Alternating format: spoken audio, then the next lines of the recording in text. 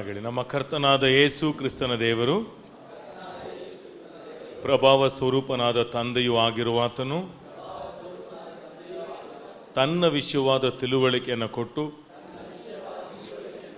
ಇದುವರೆಗೂ ಗುಪ್ತವಾಗಿರುವ ಸತ್ಯಾರ್ಥಗಳನ್ನು ತಿಳಿದುಕೊಳ್ಳುವ ಜ್ಞಾನೋಳ ಆತ್ಮವನ್ನು ನನಗೆ ಅನುಗ್ರಹಿಸಿದಕ್ಕಾಗಿ ನಿಮಗೆ ಸ್ತೋತ್ರ. ತಂದೆಯಾದ ದೇವರೇ, ನಿಮ್ಮ ವಿಷಯವಾದ ತಿಳುವಳಿಕೆ ನನ್ನ ಜೀವಿತದಲ್ಲಿ ದಿನೇ ದಿನೇ ಹೆಚ್ಚಾಗಲಿ. ಯೇಸುವಿನ ನಾಮದಲ್ಲಿ, ನಿನ್ನ ನಾಮವೇ ನನ್ನ ಮುಖಾಂತರ ಮಹಿಮೆ ಹೊಂದಲಿ. ಯೇಸುವಿನ ನಾಮದಲ್ಲಿ amen, amen. Praise the Lord. ನಾವು ದೇವರ ವಿಷಯವಾದ ತಿಳುವಳಿಕೆ ಕುರಿತಾಗಿ ನಾವು ಧ್ಯಾನಿಸ್ತಾ ಇದ್ದೇವೆ. ಆಮೇನ್. ಯಾಕೆ ಇವತ್ತು ಅನೇಕರಿಗೆ ದೇವರು ಇಷ್ಟ ಇಲ್ಲ? ಯಾಕೆ ಅನೇಕರಿಗೆ ಸಭೆ ಇಷ್ಟ ಇಲ್ಲ? ಯಾಕೆ ಅನೇಕರಿಗೆ ಬೈಬಲ್ ವಾಕ್ಯಗಳು ಇಷ್ಟ ಇಲ್ಲ? ಯಾವುದಾದ್ರೂ ಯೋಚನೆ ಮಾಡಿದ್ರಾ? ಯಾಕೆ ಜನ ದೇವ್ರನ್ನ ಇಷ್ಟಪಡ್ತಾ ಇಲ್ಲ? ಕೀರ್ತನೆ 14ನೇ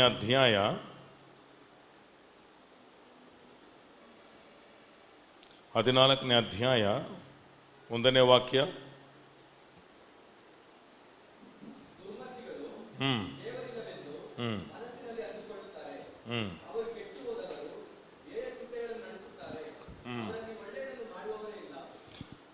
ದುರ್ಮರ್ತಿಗಳು, ಫೂಲ್ಸ್. ಇಂಗ್ಲೀಷ್ ಹೇಗೆ ಬರುತ್ತೆ? ಓದಿ, ಇಂಗ್ಲೀಷ್ ಬೈಬಲ್ ಇದ್ರೆ. ತಮಿಳು ವಾಸಿಂಗೆ ಸಂಗೀತ.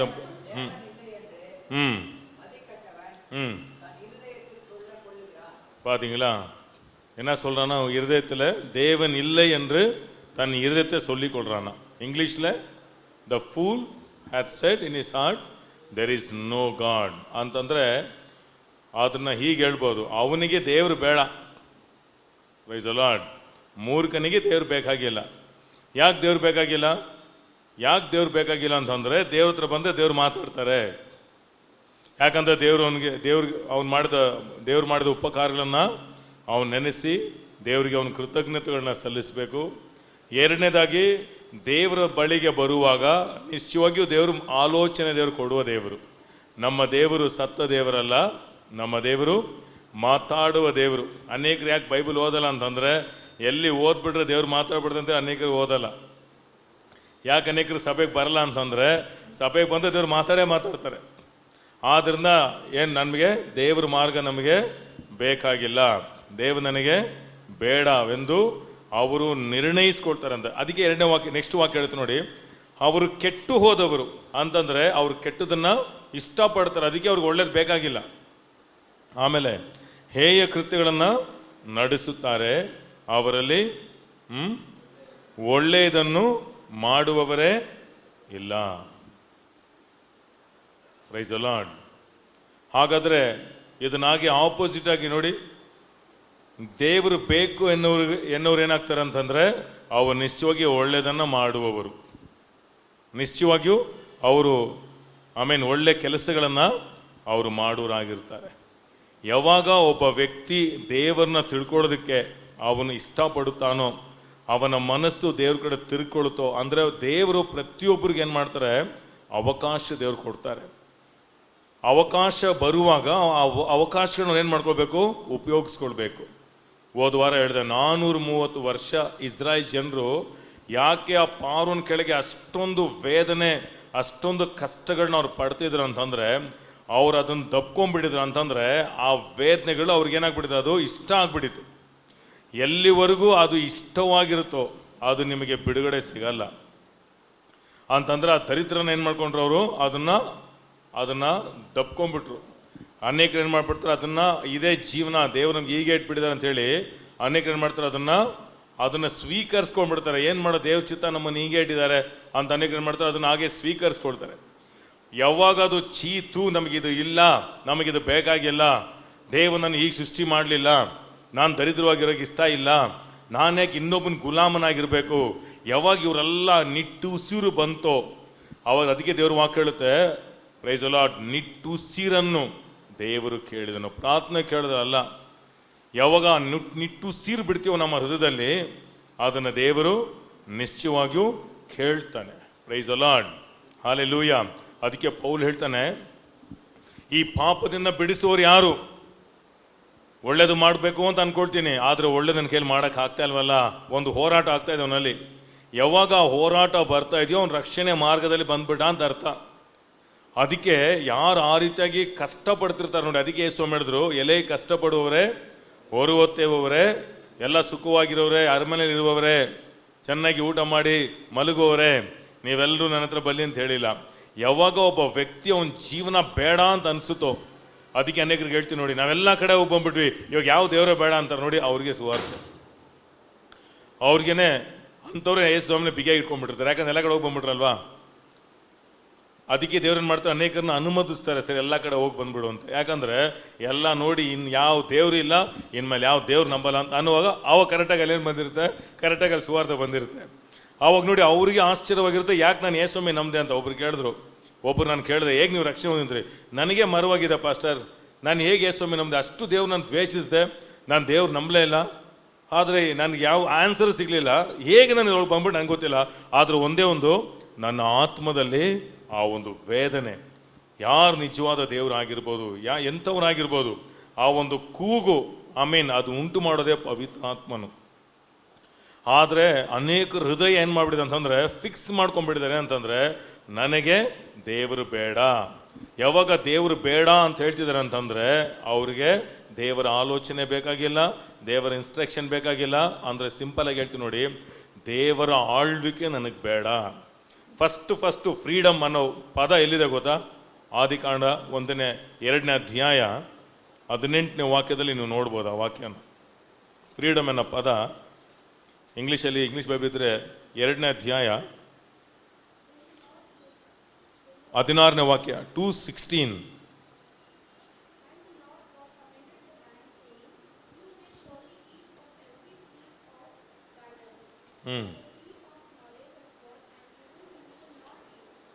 ನೀನು ತೋಟದಲ್ಲಿರುವ ಎಲ್ಲ ಮರಗಳ ಹಣ್ಣುಗಳನ್ನು freely you can eat. Freely, praise the lord. Freedom. ಯಾವ ಹಣ್ಣು ಬೇಕಾದೇನು ಮಾಡು, ಫ್ರೀಡಮ್ ಆಗಿ ನೀನೇನು ಮಾಡು, ನೀನು ತಿನ್ನು ಅಂತ ಹೇಳ್ಬಿಟ್ಟು ದೇವ್ರು ನೆಕ್ಸ್ಟ್ ಹೇಳ್ತಾರೆ, ಆದರೆ ಈ ಮರದ ಹಣ್ಣು ತಿನ್ನಬೇಡ. ಹೇಗೆ ಹೇಳ್ತೀನಿ ನೋಡಿ, ದೇವ್ರು ಬಂದು ಮನುಷ್ಯನಿಗೆ ಆರಿಸ್ಕೊಳ್ಳೋ ಸಾಮರ್ಥ್ಯ ಕೊಟ್ಟಿದ್ದಾರೆ. ಈಗೋ ಮರಣ ಹಾಗೂ ಜೀವ ನಿನ್ನ ಮುಂದೆ ಇಟ್ಟಿದ್ದೇನೆ, ಮರಣದ ಮಾರ್ಗ ಜೀವದ ಮಾರ್ಗ ನಿನ್ನ ಮುಂದೆ ಇಟ್ಟಿದ್ದೇನೆ. ಯೆರೆಮೀಯ 21:6ನೇ ವಾಕ್ಯ, ಧರ್ಮೋಪದೇಶಕಾಂಡ 30ನೇ ಅಧ್ಯಾಯ 19ನೇ ವಾಕ್ಯ. ದೇವ್ರೇನು ಹೇಳ್ತಿದ್ದಾರೆ ಅಂತಂದರೆ, ನಿನಗೆ ಮರಣನೂ ಇಟ್ಟಿದ್ದೀನಿ, ಜೀವನ ಇಟ್ಕೊಂಡಿದ್ದೀನಿ, ಆದರೆ ನೀನು ನಿನ್ನ ಮಕ್ಕಳು ಸುಖವಾಗಿ ಬದುಕಬೇಕು, ಬಾಳ್ಬೇಕಂತಂದರೆ ಜೀವನ ನೀನೇ ಆರಿಸ್ಕೊಂಡ್ರು. ಹಾಗೇನೆ ಇಲ್ಲಿ ಆದಮ್ಗೆ ಏನು ಹೇಳ್ತಿದ್ದಾರೆ ಅಂತಂದರೆ, ನೀನು ಇದನ್ನೆಲ್ಲ ಫ್ರೀಯಾಗಿ ತಿನ್ಬೋದು, ಆದರೆ ಇದನ್ನು ತಿನ್ನಬೇಡ, ಯಾಕಂದರೆ ಇದು ನಿನ್ನ, ಪ್ರೈಸ್ ದ ಲಾರ್ಡ್, ಒಂದು ವಿಷಯವನ್ನು ನೀನು ನಿರಾಕರಿಸುವಂಥ ಒಂದು ಮಟ್ಟಕ್ಕೆ ಬಂದ್ಬಿಡ್ತೀಯ ಅಂತಂದ್ರೆ ಏನು ಗೊತ್ತಾ, ಎಲ್ಲಿವರೆಗೂ ಪ್ರೈಸ್ ದ ಲಾರ್ಡ್ ಆ ಹಣ್ಣನ್ನು ಅವನು ತಿಂದೇ ಇರ್ತಾನೋ ಅವನು ದೇವರ ಆಳ್ವಿಕೆ ಕೆಳಗಿದ್ದಾನೆ. ಪಾಪ ಅಂದ್ರೆ ಏನು ಗೊತ್ತಾ, ಒಬ್ಬರು ಕೆಳಗೆ, ಪ್ರೈಸ್ ದ ಲಾರ್ಡ್, ಯಾವಾಗ ಒಬ್ಬ ವ್ಯಕ್ತಿ ಒಬ್ಬನ ಕೆಳಗೆ ಬರಲ್ವೋ ಅವನ ಪಾಪದಲ್ಲಿದ್ದಾನೆ ಅಂತ ಅರ್ಥ. Price the lord. ಆದಮ್ಗೆ ದೇವರ ಆಳ್ವಿಕೆ ಬೇಕಾಗಿಲ್ಲ. ಅದಕ್ಕೆ ಅವನೇನು ಮಾಡ್ದ ಅಂತಂದರೆ, ದೇವರನ್ನ, ಪ್ರೈಸ್ ದ ಲಾರ್ಡ್, ನಿರಾಕರಿಸಿದ. ಯಾವುದರ ಮುಖಾಂತರ? ಆ ಹಣ್ಣನ್ನು ತಿನ್ನೋದ್ರ ಮುಖಾಂತರ ಅವನು ಏನು ಹೇಳ್ತಿದ್ದಾನೆ ಅಂತಂದರೆ, ಇನ್ಮೇಲೆ ನಿಮ್ಮ ಆಳ್ವಿಕೆ ನಾನು ಬೇಡ, ನನ್ನ ಇಷ್ಟದಂತೆ ನಾನು ನಡೀತೀನಿ ಅಂತ. ಅದನ್ನೇ ಕಾಯಿನೂ ಮಾಡ್ದ. ಕಾಯಿನ್ ಏನು ಮಾಡ್ದ? ದೇವ್ರನ್ನ ಮಾರ್ಗ ಇಟ್ಟು, ರಕ್ಷಣೆಗೆ ಇದೇನೇ ಮಾರ್ಗ, ರಕ್ತದಿಂದಲೇ ಏನು ಮಾಡೋಕ್ಕಾಗುತ್ತೆ, ದೇವರ ಬಳಿಗೆ ನೀನು ಬರೋಕ್ಕೆ ಸಾಧ್ಯ. ಆದವನು ಹೇಳ್ತಾನೆ, ಇಲ್ಲ ನಾನೇನು ಮಾಡ್ತೀನಿ, ನನ್ನ ಮಾರ್ಗದಲ್ಲಿ ದೇವ್ರನ್ನ ಹೇಳ್ಕೊಳ್ತೀನಿ. ಯೂದ ಬರೆದ ಪುಸ್ತಕ ತಿರ್ಸ್ಕೊಳ್ಳೋಣ. ಜೂಡ್ ಪುಸ್ತಕ 11ನೇ ಅಧ್ಯಾಯ 11ನೇ ವಾಕ್ಯ.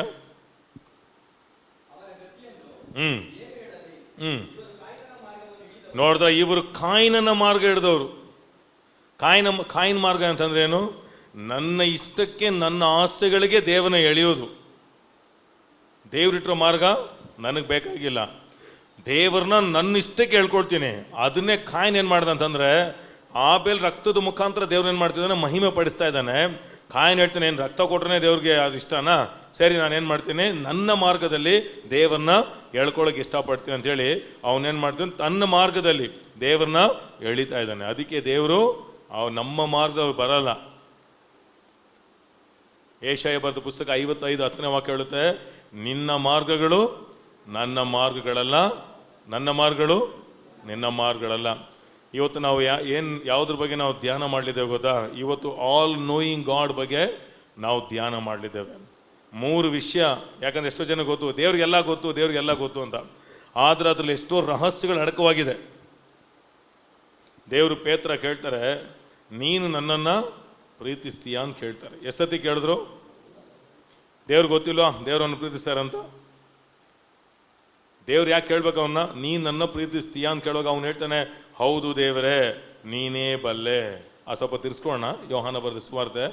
ಆದರೆ ಈ ರಹಸ್ಯ ಈ ವಾರ ಹೇಳಲ್ಲ, ಇದು ನೆಕ್ಸ್ಟ್ ವೀಕ್ ಹೇಳ್ತೀನಿ. ಸ್ವಲ್ಪ ಜಸ್ಟ್ ನಿಮ್ಗೊಂದು ಇದೊಂದು ದೊಡ್ಡ ರಹಸ್ಯ ಇದೆ ಇಲ್ಲಿ. 3 ಸತಿ ನೀನೇ ಬಲ್ಲೆ ನೀನೇ ಬಲ್ಲೆ ಅಂತ ಹೇಳಿದ ತಕ್ಷಣ ಹೋಗು ನನ್ನ ಕುರಿ ಕಾಯಿ ಅಂತ ಅಲ್ಲಿ ಹೇಳಿಲ್ಲ. ಅಲ್ಲೊಂದು ದೊಡ್ಡ ವಿಷಯ ಇದೆ ಅಲ್ಲಿ. ಅದಕ್ಕೆ ಪವಿತ್ರಾತ್ಮ ನಮಗೆ ಆ ಬೆಳಕು ಕೊಡಬೇಕು. ಆ ವಾಕ್ಯದ ರಹಸ್ಯಗಳು ನಮಗೆ ತಿಳಿಯುವಾಗ ನಮ್ಮ ಆತ್ಮಕ್ಕೆ ಬಹಳ ಸಂತೋಷ ತರುತ್ತೆ. Hallelujah, praise the lord. ಈಗ ಬೈಬಲ್ ಏನು ಗೊತ್ತಾ, ಒಂದೊಂದು ಲೆವೆಲ್ ಇದೆ. ಫಸ್ಟ್ ನೀವು ಓದುವಾಗ ನೀವು ಓದಿದ್ದು ನಿಮಗೆ ಅರ್ಥ ಆಗಲ್ಲ. ಫಸ್ಟ್ ಟೈಮ್ ಓದುವಾಗ ನೀವು ಓದ್ತಿರೋ ನಿಮಗೆ ಅರ್ಥ ಆಗಲ್ಲ. ಸೆಕೆಂಡ್ ಟೈಮ್ ಓದುವಾಗ ನಿಮ್ಮ ಬಗ್ಗೆನೇ ತೋರಿಸ್ತಾ ಇರುತ್ತೆ, ನೀನು ಆಗಿದ್ದೆ ಈಗ ಮಾಡ್ತಿದ್ದೆ ಹಿಂಗೆ ತೋರಿಸ್ತಾ ಇರುತ್ತೆ. 3ನೇ ಸತಿ ಓದುವಾಗ ಬೇರೆಯವ್ರ ಬಗ್ಗೆ, ಅವ್ರು ಯಾಕೆ ಹೀಗೆ ಮಾಡ್ತಿದ್ದಾರೆ, ಪಾಸ್ಟರ್ ಹಿಂಗಿರ್ಬೇಕಲ್ವಾ, ವಿಶ್ವಾಸ ಹೀಗಿರ್ಬೇಕಲ್ಲ ಅಂತ ಇನ್ನೊವ್ರ ಬಗ್ಗೆ ದೂರ ಹೇಳ್ತಿರ್ತಾರೆ. ಹಾಗೆ ನೀವು ಅದನ್ನು ನೆಲೆಯಾಗಿ ನಿಂತುಬಿಟ್ರೆ ಇದು ಯೇಸು ಸ್ವಾಮಿ ಆಲ್ಬಮ್. ಇದು ಇಲ್ಲಿ ಯೇಸು ಕ್ರಿಸ್ತನ ನೋಡುವ ಮಟ್ಟಿಗೆ ನಾವು ಬೆಳಿಬೇಕು. ಯಾವಾಗ ಆತನನ್ನು ಒಂದೊಂದು ವಾಕ್ಯದಲ್ಲಿ ನೀವು ದೃಷ್ಟಿಸ್ತಿರೋ, ಅವರ ಪ್ರೀತಿ, ಅವರ ಶ್ರೇಷ್ಠತೆ ನೀವು ನೋಡುವಾಗ ಆತನನ್ನು ದೃಷ್ಟಿಸಿದವರು ಪ್ರಕಾಶ ಹೊಂದುವರು. ಹಾಗಾದರೆ ಯಾವ ಲೆವೆಲಲ್ಲಿ ಈಗ ನಾವು ಇದ್ದೀವಿ? ಈಗ ನಿಮ್ಮನ್ನೇ ನೀವು ತಿದ್ಕೊಳ್ಳೋ ಮಟ್ಟದಲ್ಲಿದ್ದೀರಾ, ಅಥವಾ ನಾನು ಸರಿಯಿಲ್ಲ ಅಂತ ಚರ್ಚ್ ಬಿಟ್ಟು ಹೋಗೋ ಪರಿಸ್ಥಿತಿಲಿದ್ದೀರಾ, ಅಥವಾ ಅವ್ರು ಸೇರಿಲ್ಲ ಇವ್ರು ಸೇರಿಲ್ಲ ಅದಕ್ಕೆ ಬರೋದ ನಾನು ಚರ್ಚಿ ಬರಲ್ಲ ಅಂತೇಳಿ ಆ ಮಟ್ಟದಲ್ಲಿದ್ದೀರಾ, ಅಥವಾ ಯೇಸು ಕ್ರಿಸ್ತನ ಇದರಲ್ಲಿ ನೋಡ್ತಾ ಇದ್ದೀರಾ? ಅದಕ್ಕೆ ಇಲ್ಲಿ ಕ್ರಿಸ್ತನನ್ನು ನೋಡಬೇಕು. ಒಂದೊಂದು ವಾಕ್ಯದಲ್ಲಿ ಒಂದೊಂದು ಸ್ಟೋರಿಯಲ್ಲಿ ಕೂಡ ಯೇಸು ಸ್ವಾಮಿಯ ಒಂದು ಮಹತ್ವಗಳು ಅಡಕವಾಗಿದೆ. ಯಾವಾಗ ಅದನ್ನು ನೋಡ್ತೀವೋ ನಮ್ಮ ಆತ್ಮಕ್ಕೆ ಒಂದು ರೆವಲೇಷನ್, ಏನೋ ಒಂಥರ ಆತ್ಮಕ್ಕೆ ಒಂದು ಬಲವಾಗಿ ಒಂದು ಸ್ಟ್ರಾಂಗ್ ಆಗಿರುತ್ತೆ. Praise the lord, hallelujah.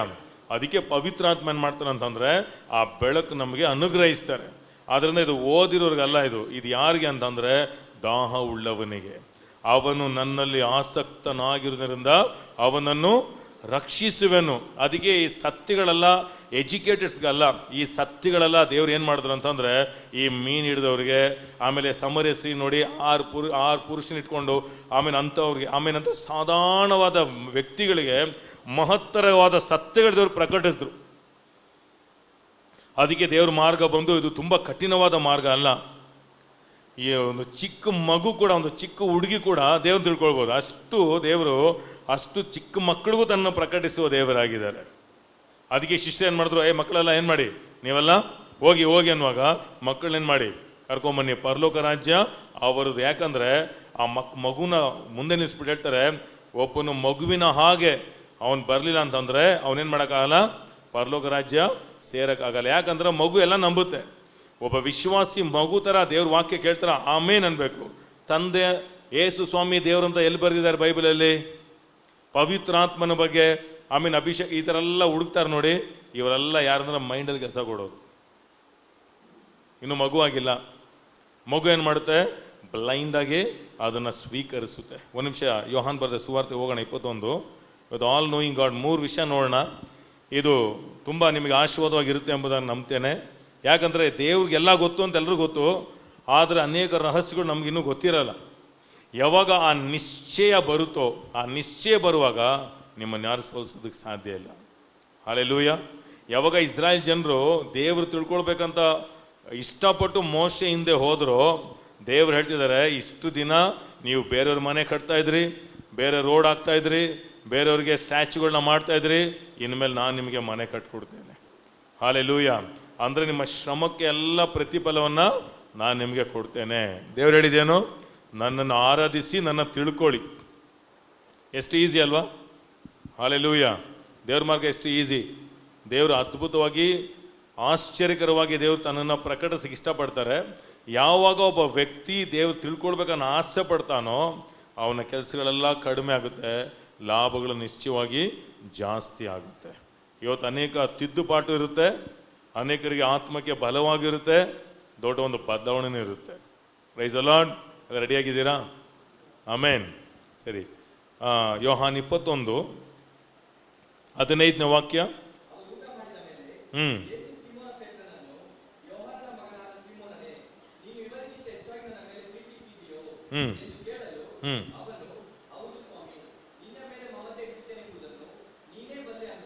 ನೀನೇ ಬಲ್ಲೆ, ನಿನಗೆ ಗೊತ್ತು, ನೀನೇ ಬಲ್ಲೆ ಅಂದನು. ಆತನು ಅವನಿಗೆ, ಮೇಯಿಸು, ಸಾಯಿಸು ಅಲ್ಲ, ನನ್ನ ಕುರಿ ಮರಿಯನ್ನು ಮೇಯಿಸು. Praise the Lord. ನೆಕ್ಸ್ಟ್ 16.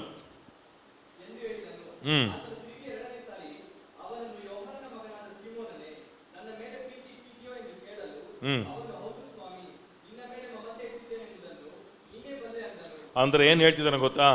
ನಾನು ನಿಮ್ಮ ಮೇಲೆ ಪ್ರೀತಿ ಇಟ್ಟಿದ್ದೀನಿ ಅನ್ನೋದು ನಿಮಗೆ ಗೊತ್ತಿಲ್ವಾ?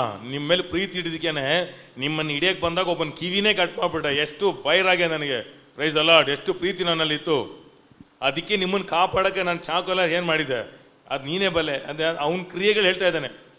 ನಾನು ಎಷ್ಟು ನಿನ್ನ ಪ್ರೀತಿಸ್ತಾ ಇದ್ದೇನೆ ಅಂತೇಳಿ ಅವನ ಕ್ರಿಯೆಗಳೆಲ್ಲ ನೆನೆಸ್ಕೊಂಡು ನೀನೇ ಬಲ್ಲೆ, ನೀನೇ ಬಲ್ಲೆ ಅಂತ ಹೇಳ್ಕೊಂಡು ಬರ್ತಾ ಇದ್ದಾನೆ. ಈಗ 3ನೇ ಸತಿ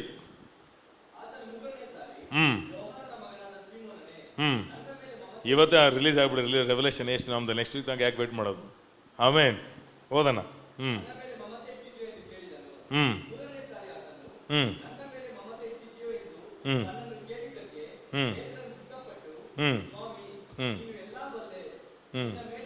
ನೀನು ಎಲ್ಲ ಬಲ್ಲೆ, ನೀನು ಎಲ್ಲ ಬಲ್ಲೆ. Praise the lord. ಇಲ್ಲಿ ಯೇಸು ಸ್ವಾಮಿ ಏನು ಹೇಳ್ತಿದ್ದಾರೆ ಅಂತಂದ್ರೆ, ನನಗೆ ಗೊತ್ತು ಅಲ್ಲ, ನಾನು ನಿನ್ನನ್ನು ಪ್ರೀತಿಸ್ತಾ ಇದ್ದಂತ ನಿನಗೆ ಗೊತ್ತಾ? ಬೆಳಗ್ಗೆ ಬೀಸಲಿ ಯೇಸು ನಾಮದಲ್ಲಿ. ಹಲ್ಲೆಲೂಯ. ಆಮೀನ್. ನೀನು ನನ್ನ ಎಷ್ಟು ಪ್ರೀತಿಸ್ತೀಯ ಅನ್ನೋದು ನನಗೆ ಗೊತ್ತು, ನೀನು ಹೇಳೋ ಅವಶ್ಯಕತೆ ಇಲ್ಲ. ಯಾಕಂದರೆ ದೇವರಿಗೆ ಆಲ್ ನೋಯಿಂಗ್ ಗಾಡ್, ಎಲ್ಲವನ್ನ ತಿಳಿದಾತನು. ಈಗ ನಾನು ನೀನು ಇಷ್ಟು ನನ್ನ ಹಳ್ಳಗೆ ಎಳೆದ್ರು, ಇಷ್ಟು ನನ್ನ ತಳ್ಳಿದ್ರು ಕೂಡ ನಾನು ನಿನ್ನ ಮೇಲೆ ಇನ್ನೂ ಪ್ರೀತಿ ಇಟ್ಕೊಂಡಿದ್ದಲ್ಲ, ಅದು ನಿನಗೆ ಗೊತ್ತಾ ಅಂತ ಕೇಳ್ತಾ ಇರೋದು. ರೆವಲ್ಯೂಷನ್ ಬಿಡಲಿ ಯೇಸು ನಾಮದಲ್ಲಿ. ಎಲ್ಲಿವರೆಗೂ ಪೇತ್ರನು ತನ್ನ ಕ್ರಿಯೆಗಳು ನೆನೆಸ್ಕೊಳ್ತಾ ಇದ್ನೋ ಅಲ್ಲಿವರೆಗೂ ನೀನೇ ಬಲ್ಲೆ, ನೀನೇ ಬಲ್ಲೆ. ಯಾಕೆ ಅವ್ನು ದುಃಖಪಟ್ಟ ಗೊತ್ತಾ? ಈಗ ಅವನಿಗೆ ಅರಿವು ಉಂಟಾಯಿತು, ನಿಜವಾಗಿಯೂ ನಾನು ನಿಮ್ಮನ್ನು ಪ್ರೀತಿಸಲಿಲ್ಲ. ಈಗ ಅವನಿಗೆ ಏನಲ್ಲಿ ಲೈಟ್ ಬೀಳ್ತಿದೆ ಅಂತಂದರೆ, ದೇವ್ರು ಏನು ಹೇಳಕ್ಕೆ ಬರ್ತಿದ್ದಾರೆ ಅಂತಂದರೆ, ನೀನು ಎಷ್ಟು ಪ್ರೀತಿಸ್ತಾ ಇದೆ ಅಂತ ನಾನು ನಿನ್ನ ಹೇಳಿ ನಾನು ತಿಳ್ಕೊಳ್ಳೋ ಅವಶ್ಯಕತೆ ಇಲ್ಲ, ನಾನು ನಿನ್ನನ್ನು ಎಷ್ಟು ಪ್ರೀತಿಸ್ತಾ ಇದೆ ಅಂತ ನಿನಗೆ ಗೊತ್ತಾ ಅಂತ ಕೇಳ್ತಾ ಇರೋದು. ಅದಕ್ಕೆ ಸತ್ಯವನ್ನು ತಿಳಿದುಕೊಳ್ಳಿರಿ, ಸತ್ಯವು ನಿಮ್ಮನ್ನು ಬಿಡುಗಡೆ ಮಾಡುತ್ತದೆ. ಯಾವ ಸತ್ಯ? ದೇವರು ನನ್ನನ್ನು ಪ್ರೀತಿಸ್ತಾ ಇದ್ದಾರೆ ಅನ್ನೋ ತಿಳುವಳಿಕೆ ನಮ್ಗೆ ಉಂಟಾಗಬೇಕು. ಆಮೇನ್. 1 ಸಾಮ್ಯೇಲ್ 2ನೇ ಅಧ್ಯಾಯ 3ನೇ ವಾಕ್ಯ ಓದೋಣ. ಈಗ ವಾಕ್ಯಕ್ಕೆ ಹೋಗೋಣ. ಈಗ ಓದಿ. 1 ಸಾಮ್ಯೇಲ್ 2ನೇ ಅಧ್ಯಾಯ 3ನೇ ವಾಕ್ಯ.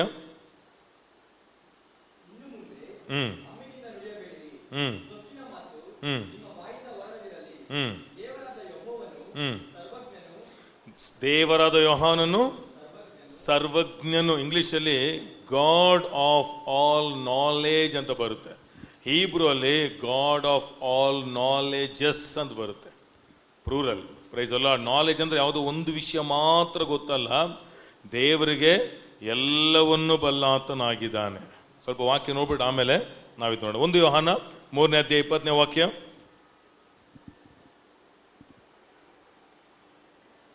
ಬೇಗ ಓದೋಣ. 1 ಯೋಹಾನ 3:20.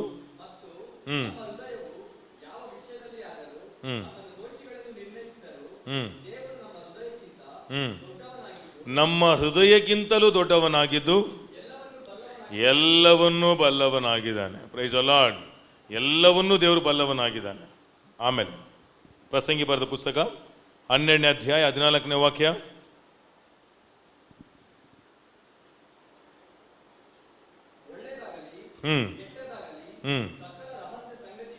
ಸಕಲ ರಹಸ್ಯ ಸಂಗತಿಗಳನ್ನು ವಿಮರ್ಶಿಸುವ ಎಲ್ಲ ರಹಸ್ಯ, ಎಲ್ಲ ಸೀಕ್ರೆಟ್ ದೇವರಿಗೆ ಗೊತ್ತಿದೆ. ಚಾರ್ಲ್ಸ್ ಸ್ಪರ್ಜನ್ ಅವ್ರ ಸಭೆಯಲ್ಲಿ 10,000 ಜನ ವಿಶ್ವಾಸಿ ಬರ್ತಾರೆ. ಎಲ್ಲರ ಹೆಸರು ಅವ್ರಿಗೆ ಗೊತ್ತು. Praise the lord. 10,000 ವಿಶ್ವಾಸಿನೂ ಆ ಪಾಸ್ಟರ್ ಗೊತ್ತು, ಆದರೆ ಹೆಸರು ಗೊತ್ತು, ಆದರೆ ಎಲ್ಲರ ಬಗ್ಗೆ ಗೊತ್ತಿಲ್ಲ. ದೇವರಿಗೆ ಹೆಸರು ಗೊತ್ತು, ಅವ್ರ ಬಗ್ಗೆನೂ ಗೊತ್ತು. ಹಲ್ಲೆಲೂಯಾ. ಯೋಬನ ಬರೆದ ಪುಸ್ತಕ 23ನೇ ಅಧ್ಯಾಯ 9ನೇ ವಾಕ್ಯ ಓದೋಣ.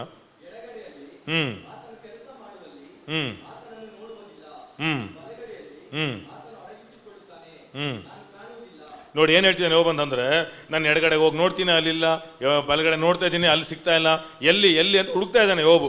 ಯಾಕಂದ್ರೆ ಒಂದು ಸಮಸ್ಯೆ ಅಷ್ಟಿದೆ. ಅನೇಕ ಸಮಸ್ಯೆ ಬರುವಾಗ ಏನು ಮಾಡ್ತೀವಿ ನೋಡಿ, 23ನೇ ವಾಕ್ಯ ಓದಿ ನೋಡಿ. ಆತನ ದರ್ಶನವು ಎಲ್ಲಿ ಆದೀತು, ಎಲ್ಲಿ ಅವ್ರ ದರ್ಶನ ಎಲ್ಲಾಗುತ್ತೆ, ಹುಡುಕ್ತಾ ಇದ್ದಾನೆ. ಆದರೆ ನೋಡಿ 10ನೇ ವಾಕ್ಯ ಹೇಳುತ್ತೆ,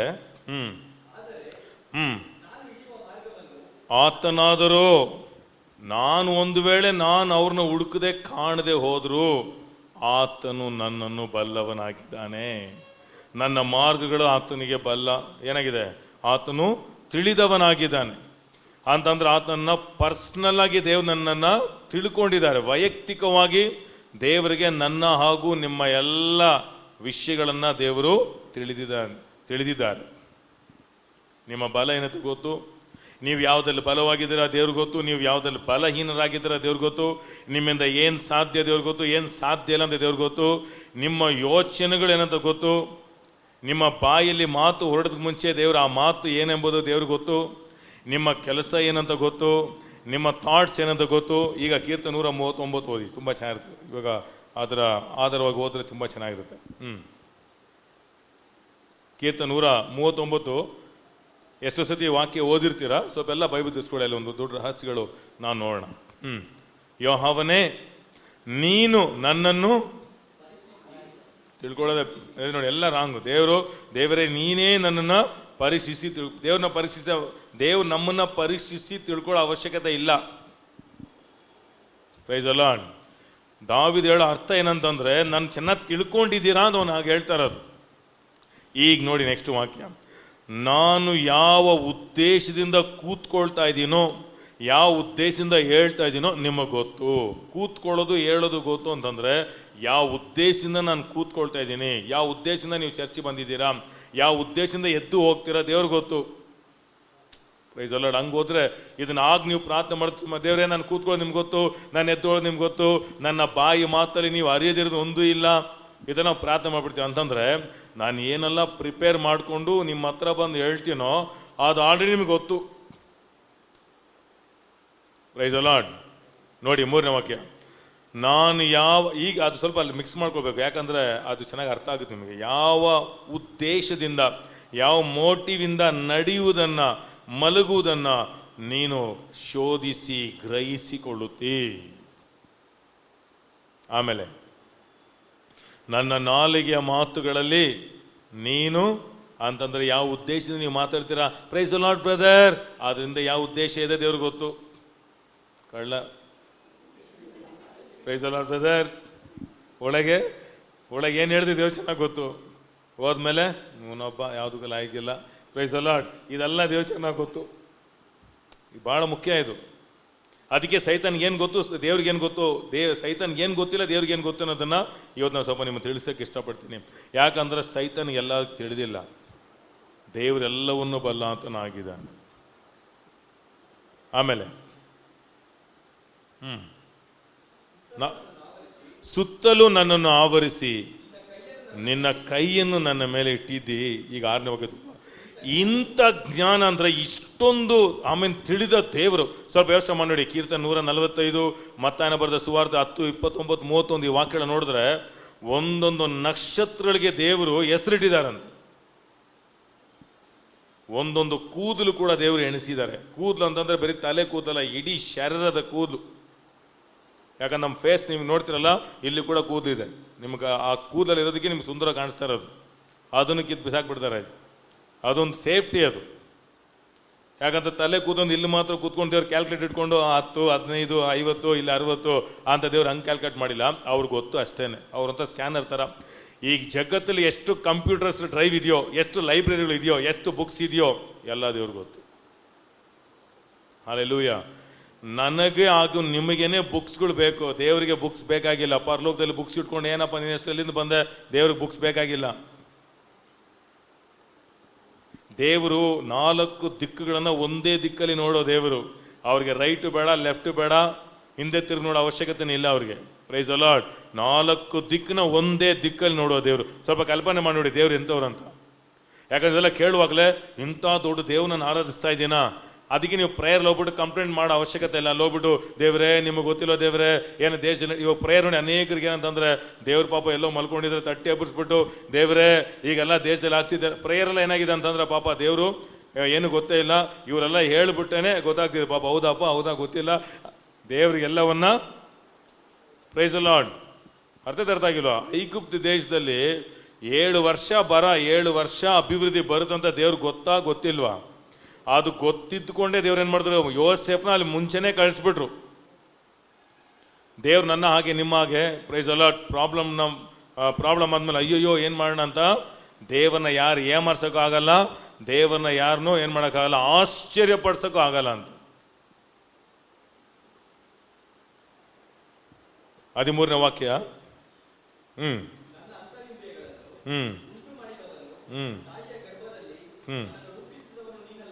ನೀನೇ ಅಲ್ಲವೋ?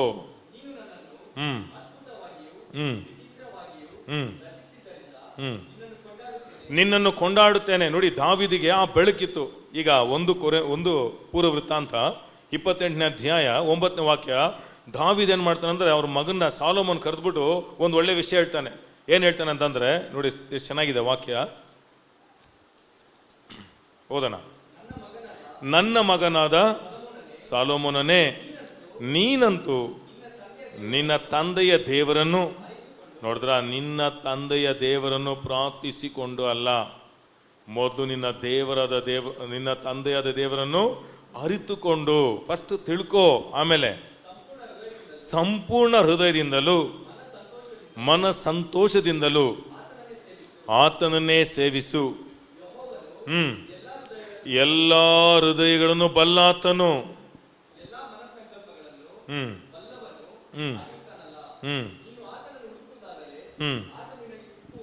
ಆಮೇನ್.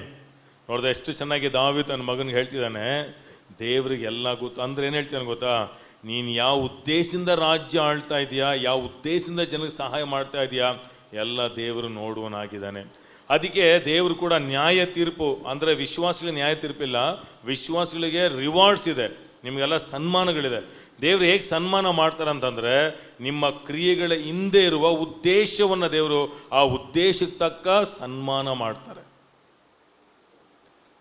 ಅದಕ್ಕೆ ಮತ್ತಾಯನ ಬರೆದ ಸುವಾರ್ತೆ 6ನೇ ಅಧ್ಯಾಯದಲ್ಲಿ ನೋಡುವಾಗ ಅಲ್ಲಿ ಪ್ರಾರ್ಥನೆ, ದಾನ ಧರ್ಮ ಹಾಗೂ ಫಾಸ್ಟಿಂಗ್ ಬಗ್ಗೆ ಬರೆದಿದೆ. 3 ವಿಷಯ ಬರೆದಿದೆ. ದೇವರಲ್ಲಿ ಏನು ಹೇಳ್ತಿದ್ದಾರೆ ಅಂತಂದರೆ, ನೀನು ಎಷ್ಟು ದಿನ ನೀನು ಉಪವಾಸ ಇದ್ದೆ ಅನ್ನೋದಲ್ಲ, ಯಾವ ಉದ್ದೇಶದಿಂದ ಉಪವಾಸ ಇದೆ ದೇವ್ರಿಗೆ ಚೆನ್ನಾಗಿ ಗೊತ್ತು. ನೀನು ಎಷ್ಟು ಜನಕ್ಕೆ ದಾನ ಧರ್ಮ ಮಾಡಿದೆ ಅನ್ನೋದಲ್ಲ, ಯಾವ ಉದ್ದೇಶದಿಂದ ದಾನ ಧರ್ಮ ಮಾಡ್ತಾ ಇದೆಯಾ, ನಮ್ಮನ್ನು ಸ್ವಲ್ಪ ಹೊಗಳ್ಳಿ, ನಮ್ಮನ್ನು ಸ್ವಲ್ಪ ಒಳ್ಳೇದು ಅಂದ್ಕೊಳ್ಳಿ. ಅಂದರೆ ಕೊಡುವಾಗಲೇ ಒಳಗೆ ಏನೋ ಒಂದಿದೆ, ಅಯ್ಯೋ ತುಂಬ ಒಳ್ಳೆ ಮನುಷ್ಯರು ಎಲ್ಲರೂ ಕೊಟ್ಟರು ನೀವು ನೋಡ್ತಾ ಇದ್ದೀರಾ, ಯಾವ ಉದ್ದೇಶದಿಂದ ಅವ್ರು ಕೊಟ್ಟರು ನಿಮಗೆ ಗೊತ್ತಿಲ್ಲ.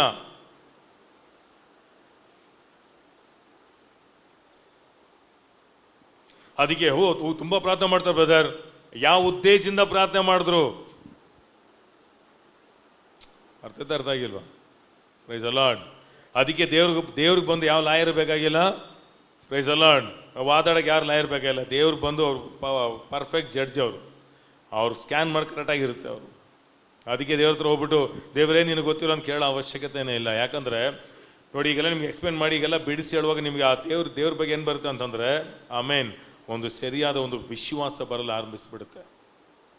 ಯಾಕೆ ದಾವೀದಾಗ ಹೇಳ್ತಾನೆ ಗೊತ್ತಾ, ನಿನ್ನ ದೇವರದ ಆಮೇಲೆ ನಿನ್ನ ತಂದೆ ದೇವರನ್ನ ತಿಳ್ಕೊ, ಆತನ ಎಲ್ಲವನ್ನ ತಿಳಿದಾತನಾಗಿದ್ದಾನೆ. ಯಾಕೆ ಈ ಮಾತು ಹೇಳ್ದ ದಾವೀದ್ ಅಂತಂದರೆ, ದಾವೀದನ ಜೀವನದ ಒಂದು ಘಟನೆ ನಡೀತು. ಇವತ್ತು ಆ ಘಟನೆ ನಿಮ್ಗೆ ಹೇಳೋಕ್ಕೆ ಇಷ್ಟಪಡ್ತೇನೆ. ಇವತ್ತೊಂದು ಸ್ಟೋರಿ ಥರ ನಿಮ್ಗೆ ಹೇಳ್ತೇನೆ, ಯಾಕಂದರೆ ಸಭೆಯಲ್ಲಿ ಕೂಡ ಅದು ತುಂಬ ನಡೀತೆ. ಅದಕ್ಕೆ ನಿಮ್ಗೆ ಹೇಳ್ದಲ್ಲ, ಸ್ವಲ್ಪ ತಿದ್ದುಪಾಟು ಇರುತ್ತೆ. ಆಮೇಲೆ ಅನೇಕ ಸಮಯ ನಾವು ಮನುಷ್ಯರುಗಳನ್ನ ಅನೇಕ ಸಮಯ ನಾವೇನು ಮಾಡ್ಬಿಡ್ತೀವಿ, ದೊಡ್ಡ ವ್ಯಕ್ತಿಗಳಾಗಿ ನಾವೇನು ಮಾಡ್ಬಿಡ್ತೀವಿ, ಅನೇಕ ಸಮಯ ನಾವು ಮಾಡಿಬಿಡ್ತೇವೆ. ದಾವೀದ್ ದೇವ್ರ ಮೇಲೆ ಎಷ್ಟೊಂದು ನಂಬಿಕೆ ಇಟ್ಕೊಂಡಿದ್ದಾನೆ, ಅದನ್ನು ನಾವು ಅನೇಕ ವಿಷಯಗಳನ್ನ ನಾವು ಕಲಿಬೋದಿಲ್ಲಿ. ಆಮೇನ್. ಈಗ 1 ಸಾಮ್ಯುಯೇಲ್ ಹೋಗೋಣ, 2 ಸಾಮ್ಯುಯೇಲ್ ಹೋಗೋಣ, 15ನೇ ಅಧ್ಯಾಯ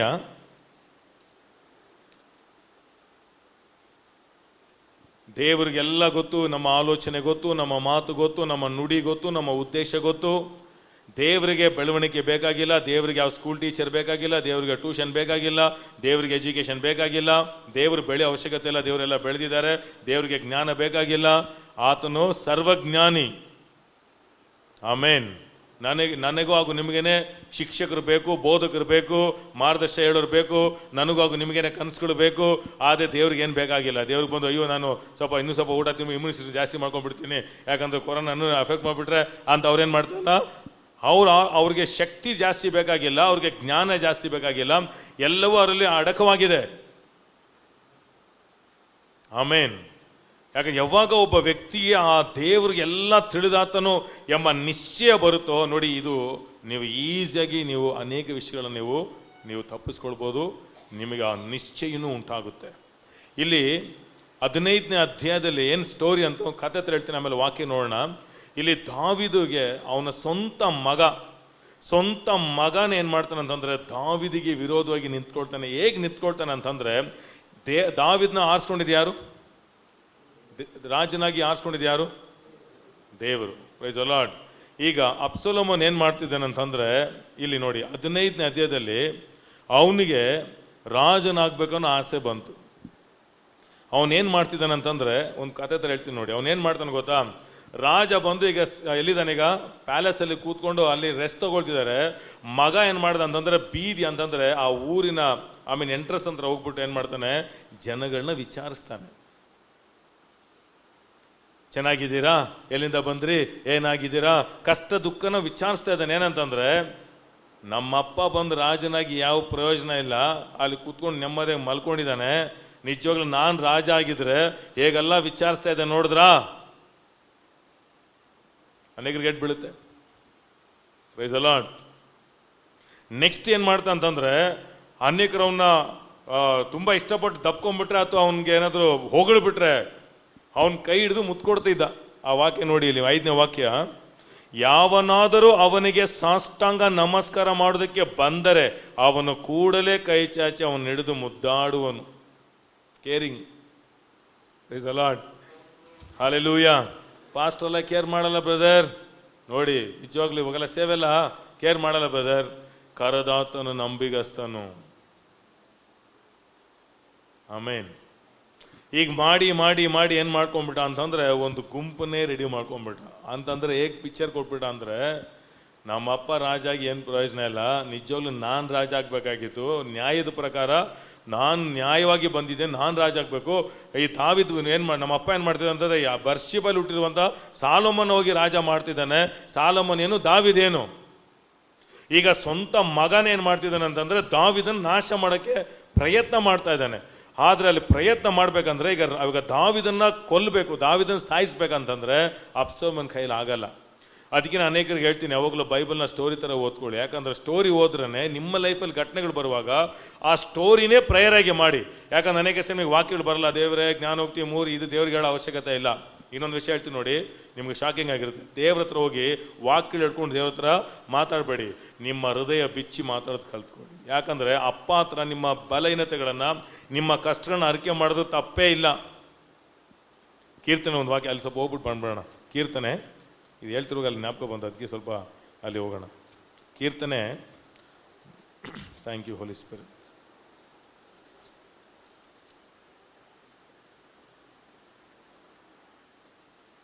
ನೂರ 42 1-2 ಓದೋಣ. ಮೊರೆ ಇಡುವೆನು.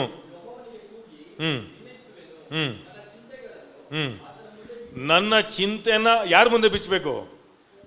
ಒಳ್ಳೊಳ್ಳೆ ರಹಸ್ಯ ಕಲ್ತ್ಕೊಳ್ಳಿ. ವಿಶ್ವಾಸ ಹತ್ರ, ನಿಮ್ಮ ಮನೆಯವ್ರ ಹತ್ರ, ಜನರ ಹತ್ರ, ಸಹಿತ ಹತ್ರ ವಾಕ್ಯ ಹೇಳಿ ವಿಶ್ವಾಸ ಅರಿಕೆ ಮಾಡಿ. ದೇವರ ಮುಂದೆ ನಿಮ್ಮ ಚಿಂತೆಗಳನ್ನ ಅರಿಕೆ ಮಾಡಿ. ಹೌದು ಸ್ವಾಮಿ, ನನ್ನ ಕೈಲಿ ಇದನ್ನ ಮಾಡೋಕ್ಕಾಗಲ್ಲ ಅಂತ ಹೇಳಿ. Price the lord. ಅಲ್ಲೋಗ್ಬಿಟ್ಟು ನನ್ನ ಬಲಪಡಿಸುವ ಯೇಸು ಕ್ರಿಸ್ತ ಹಂಗೆ ಹೇಳಿದ್ರೆ ನಿಮ್ಮ ಕೈಲಿ ಆಗಲ್ಲ ಅಂತ ತೋರಿಸ್ಬಿಡ್ತಾರೆ ದೇವರು. ಅರ್ಥ ಪೇತ್ರ ಏನು ಮಾಡ್ದಂದ್ರೆ, ದೇವರೇ ಎಲ್ಲ ಬಿಟ್ಟು ಹೋಗ್ತಾರೆ, ನಾನು ಮಾತ್ರ. ಅದಕ್ಕೆ ಯಾವಾಗ ಅಲ್ಲಿ ನಾನು ನಂದು ಅಂತ ಬಂದ್ಬಿಡ್ತೋ ಅಲ್ಲೇನಾಗುತ್ತೆ ಗೊತ್ತಾ? Praise the Lord. ನೀವೆಂತ ತೋರಿಸ್ಬಿಡ್ತಾರೆ ದೇವರು. ಅದಕ್ಕೆ ಆತನು ಎಲ್ಲವನ್ನೂ ತಿಳಿದಾತನು. ಅದಕ್ಕೆ ಅಲ್ಲಿ ಹೋಗಿ ಅದಕ್ಕೆ ದೇವ್ರ ಸಮ್ಮುಖದಲ್ಲಿ ಹೋಗಿ ನಿಮ್ಮ ಹೃದಯದ ವೇದನೆಗಳನ್ನು, ದುಃಖಗಳನ್ನು ಹೇಳಿ ಅವ್ರಿಗೆ ಸಂತೈಸೋದಕ್ಕೆ ಅದಕ್ಕೆ ಅನೇಕರಿಗೆ ಪ್ರೇಯರ್ ಆಗಿ ಬರ್ತಾ ಇಲ್ಲ ಅಂತಂದರೆ, ಹೇಳಿದ ವಾಕ್ಯನೇ ಹೋಗಿ ದೇವರೇ ಸ್ತೋತ್ರ ವಾಕ್ಯ ಹೇಳಿ. ದೇವ್ರಿಗೆ ವಾಕ್ಯ ಬೇಕಾಗಿಲ್ಲ, ವಾಕ್ಯ ನೀವು ಅಭ್ಯಾಸ ಮಾಡ್ಕೊಳ್ಬೇಕು. ಅದಕ್ಕೆ ನಿಮಗೆ ವಾಕ್ಯ ಬೇಕು. ಯಾಕೆ ಅಂತಂದರೆ ಸೈತಾನಿಗೆ ಹೇಳೋದಕ್ಕೆ. ಯಾಕಂದರೆ ಸೈತಾನಿಗೆ ಹೇಳಬೇಕು ಈ ಸತ್ಯ ನನಗೂ ಗೊತ್ತು ಅಂತ ಅವ್ನಿಗೆ ಹೇಳೋದಕ್ಕೆ ನೀವು ಕಲ್ತ್ಕೊಳ್ತಾ ಇದ್ದೀರಾ. ನೀವು ಕಲ್ತ್ಕೊಳ್ತಾ ಇರೋದು ಟೀಚರ್ಗೆ ಹೇಳೋಕ್ಕಲ್ಲ, ನಿಮಗೆ ಗೊತ್ತಂತ ನೀವು ಎಕ್ಸಾಮಲ್ಲಿ ತೋರಿಸೋದಕ್ಕೋಸ್ಕರ. ಟೀಚರ್ಗೆ ನಿಮ್ಮ ಆನ್ಸರ್ ಬೇಕಾಗಿಲ್ಲ. ಟೀಚರ್ ಏನು ನೋಡ್ತಾರೆ, ನೀನು ಕಲ್ತ್ಕೊಂಡಿದ್ಯಾ ಅಂತ ಏನು ಮಾಡ್ತಾರೆ, ಕಲ್ಸ್ಕೊಡ್ತಾರೆ ಅಷ್ಟೇ.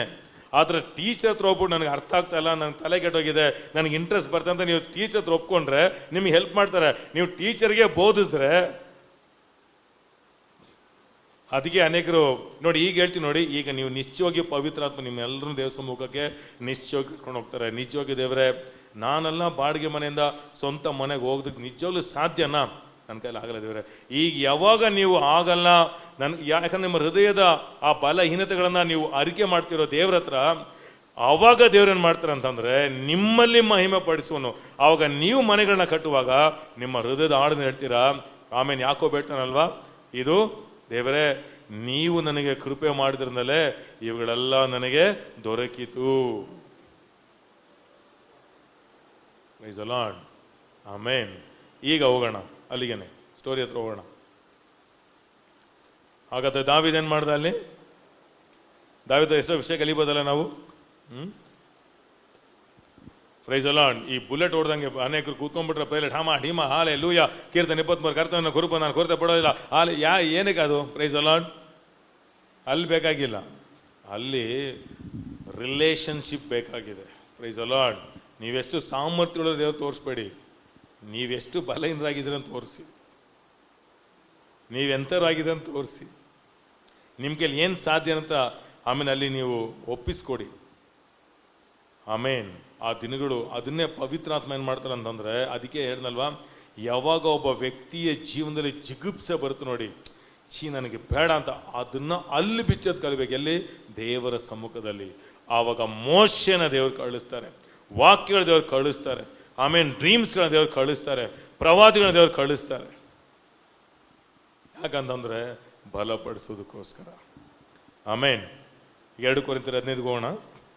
ಈಗ ಅಬ್ಸಲೋಮನ್ ಏನು ಮಾಡ್ದ ಅಂತಂದರೆ, ಈಗ ಪ್ಲ್ಯಾನ್ ಮಾಡ್ತಿದ್ದಾನೆ, ಹೇಗೆ ನಾನು ದಾವೀದನ್ನ ಕೊಲ್ಲೋಣ, ಯಾರನ್ನ ಹಿಡಿದ್ರೆ ದಾವೀದನ್ನ ಕೊಲ್ಲಕ್ಕೆ ಸಾಧ್ಯ. ಎಷ್ಟು ಜನ ಓದಿದ್ದಾರೆ? ಅದೆಲ್ಲ ಓದಿಲ್ಲಲ್ಲ, ಅದಕ್ಕೆ ಸ್ಟೋರಿಯಾಗಿ ಹೇಳ್ತೀನಿ. ಆಮೇಲೆ ಮನೆಗೆ ಹೋಗಿ ನಿಧಾನಕ್ಕೆ ಸ್ಟೋರಿ ಓದಿ, ತುಂಬ ಚೆನ್ನಾಗಿರುತ್ತೆ. ಯಾಕಂದ್ರೆ ಅದು ತುಂಬ ನಿಮ್ಗೆ ಯೂಸ್ಫುಲ್ ಆಗಿರುತ್ತೆ. ಯಾಕಂದರೆ ಈಗ ನಾವು ಕಡೆ ದಿವಸದಲ್ಲಿದ್ದೀವಿ, ವಂಚಿಸಲ್ಪಡುವ ದಿವಸಗಳು ನಾವಿದ್ದೇವೆ. ಈಗ ವಂಚನೆಗೊಳಗಾಗೋ ದಿನದಲ್ಲಿ ನಾವಿದ್ದೇವೆ. ಈಗ ಸ್ವಲ್ಪ ಹೊತ್ತಿಗೆ ಅಂದರೆ ಒಂದು ಮಧ್ಯಾಹ್ನ ಹೊತ್ತು ನಾನು ನಮ್ಮ ಮನೆಯವ್ರಿಗೆ ಹೇಳ್ತಾ ಇದ್ದೆ, ಈಗ ಬಂದು ಮೆಡಿಸಿನ್ ಎಲ್ಲರೂ ಹಾಕೊಳ್ಳೇಬೇಕಾ ಇಲ್ವಾ? ಇಲ್ಲಾಂದ್ರೆ ರೇಷನ್ ಕೊಡಲ್ಲ, ಕಂಪ್ನಿ ಸೇರಿಸ್ಕೊಡಲ್ಲ. 666 ಬಂದರೆ ಹಾಕ್ಕೊಳ್ತೀರಾ. ಅದಕ್ಕೆ ದೇವ್ರಿಗೆ ಗೊತ್ತು. ಅದಕ್ಕೆ ಈ 666 ಬರೋಕ್ಕೆ ಮುಂಚೆ ನಾವಿಲ್ಲಿ ಯಾರು ಇರಲ್ಲ. ಯಾಕಂತ ದೇವ್ರಿಗೆ ಗೊತ್ತು. ನಾವು ಹೇಳ್ತೀವಿ ಇಲ್ಲ ನಾನು ಸ್ಟ್ರಾಂಗ್ ಆಗಿರ್ತೀನಿ. ಈಗ ಎಷ್ಟೋ ಜನ ಮಕ್ಕಳಿಗೋಸ್ಕರ ಹೆಂಡತಿಗೋಸ್ಕರ ಹಾಕ್ಕೊಳ್ಳೇಬೇಕು. ಸುಮ್ಮನೆ ಅದಕ್ಕೆ ಬಾಯಿ ತೆರೆದ್ಬಿಟ್ಟು ನಾನು ದೇವರೇ ಸ್ತೋತ್ರ ಅಂತ ಟೈಮ್ ಬಂದು ಹಿಂಗೆಲ್ಲ ಹೇಳ್ಬೇಡಿ. ಆಮೇಲೆ ಸುಮ್ಮನೆ ಆಮೇಲೆ ತೋರಿಸ್ತಾರೆ. ಆಮೇಲೆ ಅದಕ್ಕೆ ಹೌದು ಸ್ವಾಮಿ, ನಿಶ್ಚಯವಾಗಿ ಅಂತ ಪ್ರಾಬ್ಲಮ್ ಬಂದರೆ ನಾನು ಕೈ ಎತ್ಬಿಡ್ತೀನಿ ದೇವರೇ. ಯಾವಾಗ ಹಂಗೆ ಹೇಳ್ತಿರೋ ದೇವ್ರು ನಿಮ್ಗೆ ಕೃಪೆ ಕೊಡ್ತಾರೆ. ಅದಕ್ಕೆ ದೀನನಿಗೋ ದೇವ್ರು ಕೃಪೆ ಕೊಡ್ತಾರೆ. ಹುಷಾರಾಗಿರಿ, ಕರೆಕ್ಟಾಗಿರಿ, ದೇವ್ರು ಬರ್ತಾ ಇದ್ದಾರೆ ಅಂತಂದರೆ ಹೌದು ದೇವ್ರು ನನಗೆ ಕರೆಕ್ಟಾಗಿರೋಕ್ಕಾಗಲ್ಲ ಅನ್ನೋರ್ಗೇನೆ ಕೃಪೆ. ದೀನನಿಗಾದರೋ ದೇವರು. ಅರ್ಥ ಆಗಿಲ್ವಾ? ಈಗ ಮೆಡಿಸಿನೇ ನೀವೆಲ್ಲ ಹಾಕೊಳ್ತಾ ಇದ್ದೀರಲ್ವಾ, ಹಾಕೊಳ್ಳೇಬೇಕು. ಇಲ್ಲ ಅಂತಂದ್ರೆ ಏನು ಮಾಡೋಕ್ಕಾಗಲ್ಲ. ಈಗ ನೆಕ್ಸ್ಟ್ ಹೆಂಗೆ ಬರುತ್ತೆ, ಹಿಂಗೆ ಬರಲ್ಲ, ಬೇಡ ಬಿಡಿ ಸುನಂದು ಅದು ಸೇವಕರು ಬಯಲು ಬಂದರೆ ಅದು ಹಾಗೆ ಆಗಿಬಿಡುತ್ತೆ. ಕಂಪಲ್ಸರಿ ಆದರೆ ಎಲ್ಲರೂ ಮಾಡೇಬೇಕು. ರೇಷನ್ ಬೇಕಾ ಬೇಡವಾ? ಈಗ ಇಲ್ಲ ನಾನು ದೇವ್ರಿಗೋಸ್ಕರ ನಾನು ದೇವ್ರ ವಾಕ್ಯ ನಂಬ್ತೀನಿ, ದೇವ್ರ ವಾಕ್ಯ ಹೇಳಿದ್ರೆ ನನಗೆ ಆರೋಗ್ಯ ಇದೆ, ನಾನು ವಾಕ್ಯ ನಂಬ್ತೀನಿ. ಹೇಗೆ ಅದು ಹೇಳಕ್ಕೆ ಸಾಧ್ಯ? ಹಾಗೇ ವಂಚಿಸೋ ದಿನಗಳು ನಾವಿದ್ದೇವೆ. ಈಗೇನೆ ವಂಚನೆಗಳು ತುಂಬ ಬರುತ್ತೆ. ಅದಕ್ಕೆ ನಾನು ಗೆದ್ದುಬಿಡ್ತೀನಿ, ನಾನು ಅದು ಮಾಡಿಬಿಡ್ತೀನಿ ಅಂತ ಹೇಳೋರೆಲ್ಲ ಗ್ಯಾಂಡಿ ಬೀಳ್ತಾರೆ. ಅದಕ್ಕೆ ದೇವರಿಗೆ ದೀನತೆ ಬೇಕು. ಅದೇ ಯೋಚನೆ ಮಾಡ್ತಿದ್ದೆ. ಈಗ ಎಲ್ಲರೂ ಇದು ಹಾಕೊಳ್ತಾರಲ್ಲ, ಹಾಗೆ ಒಂದೊಂದಾಗಿ ಬರುತ್ತೆ ನಿಧಾನಕ್ಕೆ. ಈಗ ಬಾರ್ಕೋಡ್ ಹಾಕೊಳ್ಳಿ, ಈಗ ಇನ್ಮೇಲೆ ಲೈಸೆನ್ಸ್ ಇರಲ್ಲ, ಒಂದು ಸ್ವಲ್ಪ ಚಿಪ್ ನಾವು ಕೊಡ್ತೀವಿ, ಇನ್ಮೇಲೆ ಕೈಯಲ್ಲಿ ಇಟ್ಕೊಳ್ಳಿ, ಆಮೇಲೆ ತಲೆ ಮೇಲೆ ಇಟ್ಕೊಳ್ಳಿ, ಆಮೇಲೆ ತಲೆ ಒಳಗೆ ಇಟ್ಕೊಳ್ಳಿ, ಇದೆಲ್ಲ ಬರುತ್ತೆ. ಆವಾಗ ಇಲ್ಲ ಅಂತ ಹೇಳೋಕ್ಕಾಗಲ್ಲ. ಅದಕ್ಕೆ ಇವಾಗಲೇ ಹೇಳ್ಬಿಡೋಕೆ, ಹೌದು ಸ್ವಾಮಿ, ನಿಶ್ಚಯವಾಗಿಯೂ ಅಂಥ ಒಂದು ಪರಿಸ್ಥಿತಿ ಬಂದರೆ ನಾನು ನಿಮ್ಮನ್ನು ಮರೆಯೋದು ಗ್ಯಾರಂಟಿ. ಅದಕ್ಕೆ ದೇವರು ತೋರಿಸ್ತಾರೆ. ಆಮೇನ್. ಒಂದ್ಸತಿ ಈ ಒರಿಸ್ಸಾದಲ್ಲಿ, ಅಸ್ಸಾಮಲ್ಲೆಲ್ಲ ಈ ಏನು ಮಾಡ್ತಿದ್ರು, ಈ ಪಾಸ್ಟ್ಗೆಲ್ಲ ಹೊಡಿತಾ ಇದ್ರು. ಅವಾಗ ಅನೇಕರು ಅವ್ರೇನೋ ಪಾವ ಮಾಡಿರ್ಬೇಕು ನೋಡಿ, ಅವರಲ್ಲಿ ನಾವಾಗಿದ್ರೆ ಅಪ್ಪ ನಾವು ದೇವ್ರು ಘನಪಡಿಸ್ತೀವಿ, ಹಿಂಗೆಲ್ಲ ಒಳಗಿರುತ್ತೆ. ಅವಾಗ ಚಿಕ್ಕದ ಒಂದು ಸ್ಯಾಂಪಲ್ ತೋರಿಸ್ತಾರೆ ದೇವರು, ನೀನು ಎಷ್ಟು ಬಲಹೀನನಾಗಿದೆಯಾ ಅಂತ. ಒಂದು ಚಿಕ್ಕ ಸ್ಯಾಂಪಲ್ಗೇನೆ ಹಲ್ಲೆಲೂಯಾ ಎದುರು ಬಿಡ್ತೀವಿ. ಒಂದು ಸತಿ ಹೊಸರೋಡಲ್ಲಿ ಹೀಗೇನೆ ಸುವಾರ್ಥ ಸಾರಕ್ಕೆ ಹೋಗಿದ್ದಾಗ, ಅವಾಗ ಒಂದೇ, ಯಾಕಂದ್ರೆ ಬಿಸಿ ರಕ್ತ ಅಲ್ವಾ ಯವನದಲ್ಲಿ, ಕರ್ತನಿಗಾಗಿ ಸಾಯಕ್ಕೆ ರೆಡಿ. ಅವಾಗ ಒಂದು ಮನೆ ಪ್ರಾರ್ಥನೆ ಕೂತಿದ್ದೀವಿ, ಅಲ್ಲೊಬ್ರು ಬಂದರು, ನಾವು ಆರಾಧನೆ ಮಾಡ್ತಿರುವಾಗ ಏಯ್ ಅಂತ ಅಷ್ಟೇ ಎಲ್ಲರಿಗೂ ಹಾಡ್ಬಿಟ್ರು, ಗಡ ಗಡ ಗಡ ಗಡ ಗಡ ಗಡ. ಅಲ್ಲಿ ನನಗೂ ಫುಲ್ ಶೇಕ್ ಆಗ್ಬಿಡ್ತು. ಯಾಕಂದರೆ ನಿಜ ಹೇಳ್ತೀನಿ, ಬಾಯ್ ನಿಂತಿದ್ದೀವಿ ಅಷ್ಟೇ, ಬಂದಿರೋದು ಒಬ್ಬನೇ, ಅಲ್ಲಿರೋದು ಎಷ್ಟು ಜನ, 10 ಜನ ಇದ್ದೀವಿ ನಾವು. ಸ್ವಲ್ಪ ನಾವೆಲ್ಲ ಇದು ಮಾಡಿದ್ರೆ ಮುಗಿದು, ಯಾವನ ಇಲ್ಲಿ ಪ್ರೇಯರ್ ಮಾಡ್ತಿರೋದು, ಬರ್ರ ಆಚಲ್ಲ ಅಂತ ಅಷ್ಟೇ ಅಂದ್ರೆ ಅಷ್ಟೇ ಎಲ್ರಿಗೂ ಗಡ ಗಡ ಗಡ ಗಡ ಗಡ ಗಡ. ಅವತ್ತು ನೈಟ್ ಹೋಗಿ ದೇವ್ರು ಹೇಳಿದೆ, ನಿಜವಾಗ್ಲೂ ದೇವರೇ ಇವಾಗ ಗೊತ್ತಾಯಿತು ಯಾಕೆ ನಿನ್ನನ್ನು ಒರಿಸ್ಸಾ ಕಳಿಸಿಲ್ಲ ಅಂತ. ಗ್ಯಾರಂಟಿ ಅಲ್ಲಿ ಏನದು ಬೇಕಾಗಿಲ್ಲ, ಅಲ್ಲಿ ಬಂದ್ರೇ ಏಸುನು ಬೇಡ ಯಾವುದು ಬೇಡ ಅಂತ ಬಿಟ್ಬಿಡ್ತೀವಿ ನಾವು. ಆದ ದೇವರ ಕೃಪೆ ಕೇಳಿದ್ರೆ ನಿಶ್ಚಯವಾಗಿ ಅಂಥ ಪರಿಸ್ಥಿತಿ ಬರುವಾಗ, ಅಂಥ ಸಮಯದಲ್ಲಿ ಹೃದಯವನ್ನು ಬಲಪಡಿಸಿ ಕರ್ತನಿಗಾಗಿ ಸಾಯ್ತೇನೆ ಏನೋ ನಿಶ್ಚಯ ಪವಿತ್ರಾತ್ಮ ಕೊಟ್ಲ ಅಂತಂದ್ರೆ ಎಲ್ಲರೂ ಬಿಡೋದು ನಿಶ್ಚಯ. ಈಗ ಪ್ರೇಯರ್ ಎಲ್ಲ ಚೇಂಜ್ ಆಗ್ತಾ ಇದೆಯಾ? ಅದಕ್ಕೆ ದೇವರೇ ಸ್ತೋತ್ರ ಸ್ವಾಮಿ, ಆ ನಮ್ಮ ಬಲಹೀನತೆಗಳನ್ನು ಅದೇ ವ್ಯಕ್ತಿಗೆ ಸುವಾರ್ತೆ ಸಾರೋ ಮಟ್ಟಿಗೆ ದೇವರು ಬದಲಾಯಿಸಿದ್ರು. Price the lord. ಹೋಗಿ ರಾತ್ರಿ ಪ್ರಾರ್ಥನೆ ಮಾಡ್ದೇನೆ, ದೇವರೇ ಅವ್ರು ಆಗ ಫಾಸ್ಟ್ ಇದ್ರು, ಅದಕ್ಕೆ ಅವರು ಮೈಂಟೈನ್ ಮಾಡಿ ಎಲ್ಲ ಸಾಲ್ವ್ ಆಗಿತ್ತು. ಆಗ ರಾತ್ರಿ ಹೋಗಿ ನಿಜವಾಗಿ ಹೇಳ್ತೀನಿ, ಹೃದಯದ ಆಳದ ಪ್ರಾರ್ಥನೆ ಮಾಡಿದೆ, ದೇವರೇ ನಿಶ್ಚಯವಾಗಿ ಪೇತ್ರಾದರೂ ಪರವಾಗಿಲ್ಲ, ಆದರೆ ನಾನು ನಿಮ್ಮನ್ನು ಅವ್ನು ಅಲ್ಲಗೆಳ್ದ, ನಾನು ತಿರುಗು ಕೂಡ ಬರ್ತಾ ಇರಲಿಲ್ಲ ಅಂಥವ್ನು ನಾನು ಕೆಲ ಸೇವೆ ಮಾಡೋಕ್ಕಾಗಲ್ಲ ದೇವರೇ ಅಂತ ನಾನು ಏನು ಮಾಡಿದೆ, ನಾನು ಒಪ್ಪಿಸ್ಬಿಟ್ಟು ಇದು ಮಾಡ್ತಿರುವಾಗ ನೋಡಿ ಪವಿತ್ರಾತ್ಮ ಏನು ಧೈರ್ಯ ಕೊಟ್ಟರು ಅಂತಂದರೆ, ಅದೇ ವ್ಯಕ್ತಿ ಅದೇ ಏರಿಯಾದಲ್ಲಿ ಅನಿಸಿದ್ದು, ನಾನು ಯಾವುದೋ ವಿಷಯಕ್ಕೆ ಹೋಗ್ತಿರುವಾಗ ಆ ವ್ಯಕ್ತಿನ ನಾನು ಕರೆದೆ, ಬರ ಇಲ್ಲಿ ಅಂದರು. ನಾನು ಹೋದೆ, ಹೋಗ್ಬಿಟ್ಟು ಎಲ್ಲಿಂದ ಬರ್ತಾಯಿದೆಯಾ, ಏನು ವಿಷಯ, ಏನಕ್ಕೆ ಬರ್ತಾಯಿದ್ರಿ ಇಲ್ಲಿ, ನಾನು ನೋಡಿ ನನ್ನ ಭಯನದ ಹೋಗ್ಬಿಡ್ತು. ಆ ವ್ಯಕ್ತಿಗೆ ಧೈರ್ಯ ಸುವಾರ್ತೆ ಸಾರದೆ, ನನಗೆ ಒಂದು ಒಳ್ಳೆ ಬೆಸ್ಟ್ ಫ್ರೆಂಡ್ ಬೇಕು, ಪರಿಚಯ ಮಾಡಿಸು. ಬೆಸ್ಟ್ ಫ್ರೆಂಡ್ ಒಬ್ಬರೇ ಯೇಸು ಸ್ವಾಮಿ, ಅವರು ನಿಜವಾದ ದೇವರು ಅಂದರು. ಆ ವ್ಯಕ್ತಿ ಏನೂ ಮಾತಾಡಿಲ್ಲ, ಸರಿ ಹೋಗು ಅಂದರು. ಅವಾಗ ದೇವರೇ ಸ್ತೋತ್ರಪ್ಪ, ಬಲಹೀನತೆ ಉಳ್ಳವನಿಗೆ ದೇವರು ಬಲವನ್ನು ಕೊಡುವ ದೇವರು. ನಿಜಂಗೆ ಅರ್ಥ ಆಯಿತು.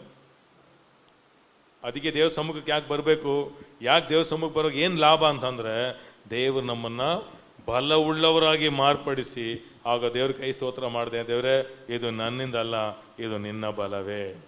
ಕರ್ತನ ಬಲದಿಂದ ಎಲ್ಲವನ್ನು ಮಾಡಲು ಸಾಧ್ಯ. ಆಮೇನ್. ಅಸಾಧ್ಯವಾದುದನ್ನು ದೇವ್ರು ಮಾರ್ಪಡಿಸ್ತಾರೆ. ಆವಾಗ ಹೇಗೆ ನೀವು ಮಾಡಿದ್ರಿ ಅಂತಂದರೆ, ಇದು ನನ್ನ ಬಲ ಅಲ್ಲ, ಇದು ದೇವರೇ ನಿನ್ನ ಬಲ. ಅದಕ್ಕೆ ದಾವಿದ್ಗೆ ನಿಶ್ಚಯ ಇತ್ತು. ಈಗ ನೋಡಿ ಅವನು ದಾವಿದ್ ಏನು ಮಾಡ್ದ ಅಂತಂದರೆ, ಈಗ ರಾತ್ರಿ ಏನು ಮಾಡ್ತಾ ಇದ್ದಾನೆ, ಆಮೇನ್, ಅವನು ಎಸ್ಕೇಪ್ ಆಗ್ತಾ ಇದ್ದಾನೆ, ಅವನು ಊರು ಬಿಟ್ಟು ಹೋಗ್ತಾ ಇದ್ದಾನೆ. ಯಾಕೆ ಅವನು ಊರು ಬಿಟ್ಟು ಹೋಗ್ತಿದ್ದಾನೆ ಅಂತಂದರೆ, ಈಗ ಯಾರು ಈ ಅಬ್ಸಲೋಮೋನ್ ಅವನಿಗೆ ದಾವಿದನಿಗೆ ತುಂಬ ಕ್ಲೋಸ್ ಆಗಿದ್ದಂಥ ಯಾರು, ಐತಿಪೋಲನ್ ಎಂಬ ಒಬ್ಬ ವ್ಯಕ್ತಿ. ಅಂದರೆ ಅವನು ಪ್ಲ್ಯಾನ್ ಹಾಕಿದ್ರೆ ಯಾರು ಮಿಸ್ ಮಾಡೋಕ್ಕೆ ಸಾಧ್ಯನೇ ಇಲ್ಲ. ಈಗ ಆ ವಾಕ್ಯ ನೋಡೋಣ, 16ನೇ ಅಧ್ಯಾಯದಲ್ಲಿ 23ನೇ ವಾಕ್ಯ ಓದಿ ಫಟಾಫಟ್ ಅಂತ. ಆ ಕಾಲದಲ್ಲಿ ಐತೋಫಲನ ಆಲೋಚನೆಗಳಿಗೆ, ನೋಡಿದ ದೇವರ ವಾಕ್ಯಕ್ಕೆ ಎಷ್ಟು ವ್ಯಾಲ್ಯೂ ಇತ್ತು, ಐತಿಪೋಲನ ಆಲೋಚನೆಗೆ ಅಷ್ಟೊಂದು ವ್ಯಾಲ್ಯೂ ಇತ್ತು. ದಾವಿದನು ಅವನಿಗೆ ಒಂದು ಐಡಿಯಾ ಕೊಟ್ಟರೆ ಅದನ್ನು ಮಿಸ್ ಆಗಲ್ಲ ಅಂತ. Praise the lord. ಅದಕ್ಕೆ ಸಭೆ ಅಂತಂದರೆ ಎಲ್ಲ ಪಾಸ್ಟ್ರೇ ಮಾಡ್ತಾನೆ ಅನ್ಕೋಬೇಡಿ, ಒಳ್ಳೆ ಆಲೋಚನೆ ಕೊಡೋ ವ್ಯಕ್ತಿಗಳು ದೇವ್ರ ಸಭೆಯಲ್ಲಿ ಇಡ್ತಾರೆ. ಯಾಕಂದರೆ ದೇವ್ರ ರಾಜ್ಯ, ದೇವ್ರ ಸಭೆಯಲ್ಲಿ ಎಲ್ಲನೂ ದೇವ್ರೇನು ಮಾಡೋಕ್ಕಾಗಲ್ಲ, ಎಲ್ಲ ಒಂದೇ ವ್ಯಕ್ತಿ ಮಾಡೋಕ್ಕಾಗಲ್ಲ. ದೇವ್ರನ್ನ ದಾವಿದ ಕ್ರೈಸ್ಕೊಂಡ. ಅದಕ್ಕೆ ಯುದ್ಧ ಮಾಡೋರು ಇದ್ದರು, ಆಮೇಲೆ ನಾನು ಯುದ್ಧ ಮಾಡೋದು ಪ್ರಾರ್ಥನೆ ಮಾಡೋರು ಇದ್ದಾರೆ, ಆಲೋಚನೆ ಕೊಡುವಂಥ ವ್ಯಕ್ತಿಗಳಿದ್ರು. ಅಂತಂದರೆ ದೈವೋಕ್ತಿಗೂ ಕೂಡ ಅಷ್ಟು ವ್ಯಾಲ್ಯೂ, ಎಷ್ಟು ವ್ಯಾಲ್ಯೂ ಇತ್ತೋ ಅಷ್ಟೇ ವ್ಯಾಲ್ಯೂ ಐತಿಪೋಲ್ ಒಂದು ಪ್ಲ್ಯಾನ್, ಅವನು ಯುದ್ಧಕ್ಕೊಂದು ಪ್ಲ್ಯಾನ್ ಹಾಕಿದ್ರೆ ಅದು 100% ಸಕ್ಸಸ್ ಆಗುತ್ತೆ, ಮಿಸ್ಸೇ ಆಗಲ್ಲ. ಈಗ ದಾವಿದು ಏನು ಮಾಡ್ತಾನಂತಂದರೆ, ಈಗ ನೋಡಿ 31ನೇ ವಾಕ್ಯ, ಈ ಐತಿಪೋಲ್ ಬಂದು ಅಬ್ಸಲೋಮನ್ ಜೊತೆ ಸೇರ್ಕೊಂಡ್ಬಿಟ್ಟಿದ್ದಾರೆ ಅಂತೇಳಿ ಯಾರೋ ಬಂದು ಅವನಿಗೆ ನ್ಯೂಸ್ ಹೇಳ್ತಾರೆ. ನೋಡಿ ಈಗ 15ನೇ ಅಧ್ಯಾಯದಲ್ಲಿ 31ನೇ ವಾಕ್ಯ.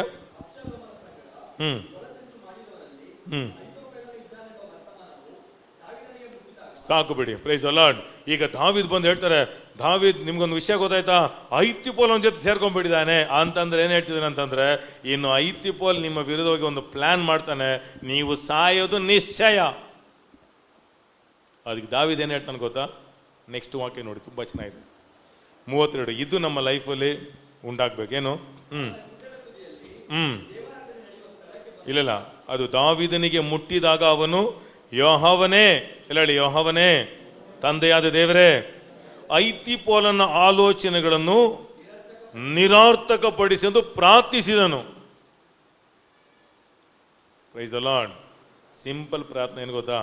ಐತಿಪೋಲನ ಪ್ಲಾನ್ ಎಲ್ಲ ಉಚಿತನವಾಗಲಿ, ಅಷ್ಟೇ ಪ್ರೇಯರ್. ಅಂದ್ರೆ ಏನು ಹೇಳ್ತಿದ್ದಾನೆ ಗೊತ್ತಾ ದಾವಿದು? ಅವನು ಎಷ್ಟೇ ಪ್ಲಾನರ್ ಆಗಿದ್ರು ಅದಕ್ಕಿಂತ ದೊಡ್ಡ ಪ್ಲಾನರ್ ನನ್ನೊಂದಿಗಿದ್ದಾರೆ. ಅವನ ಪ್ಲಾನ್ ಎಲ್ಲ ದೇವರಿಗೆ ಗೊತ್ತು, ನನಗೊಂದು ವೇಳೆ ಗೊತ್ತಿಲ್ಲದೆ ಇರ್ಬೋದು. ಅವನು ಹೇಗೆಲ್ಲ ಪ್ಲ್ಯಾನ್ ಮಾಡ್ದಂತ ನೀವು ಓದೋದು ತುಂಬ ಚೆನ್ನಾಗಿರುತ್ತೆ. ಆ ಪ್ಲ್ಯಾನ್ ಏನಾದರೂ ಅವನು ಅಬ್ಸಲೋಮನ್ ಕೈಕೊಂಡಿದ್ರೆ ಗ್ಯಾರಂಟಿ ಏನಾಗ್ತಿದ್ದು, ದಾವೀದ ಸಾಯ್ತಾ ಇದ್ದ. ಹಲ್ಲೆಲೂಯಾ. 17ನೇ ಅಧ್ಯಾಯದಲ್ಲಿ ನೋಡಿ, ಆ ಅಬ್ಸಲೋಮನ್ ಮೈಂಡ್ ಹೆಂಗೆ ಚೇಂಜ್ ಆಗ್ಬಿಡ್ತು ನೋಡಿ. ಈಗ 4ನೇ ವಾಕ್ಯ.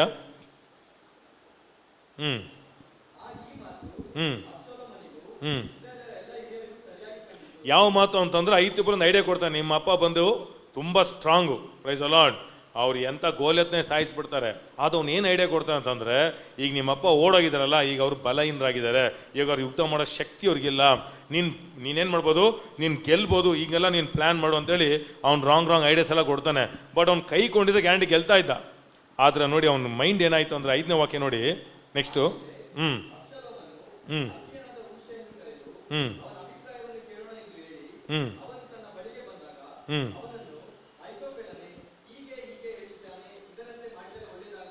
ನೋಡಿ, ಒಬ್ಬನ ಆಲೋಚನೆ ಕೇಳಿದಾಗ ಈಗ ಏನು ಮಾಡ್ದ, ಇನ್ನೊಬ್ಬನ ಆಲೋಚನೆ ಕೇಳಕ್ಕೆ ಸ್ಟಾರ್ಟ್ ಮಾಡ್ದ.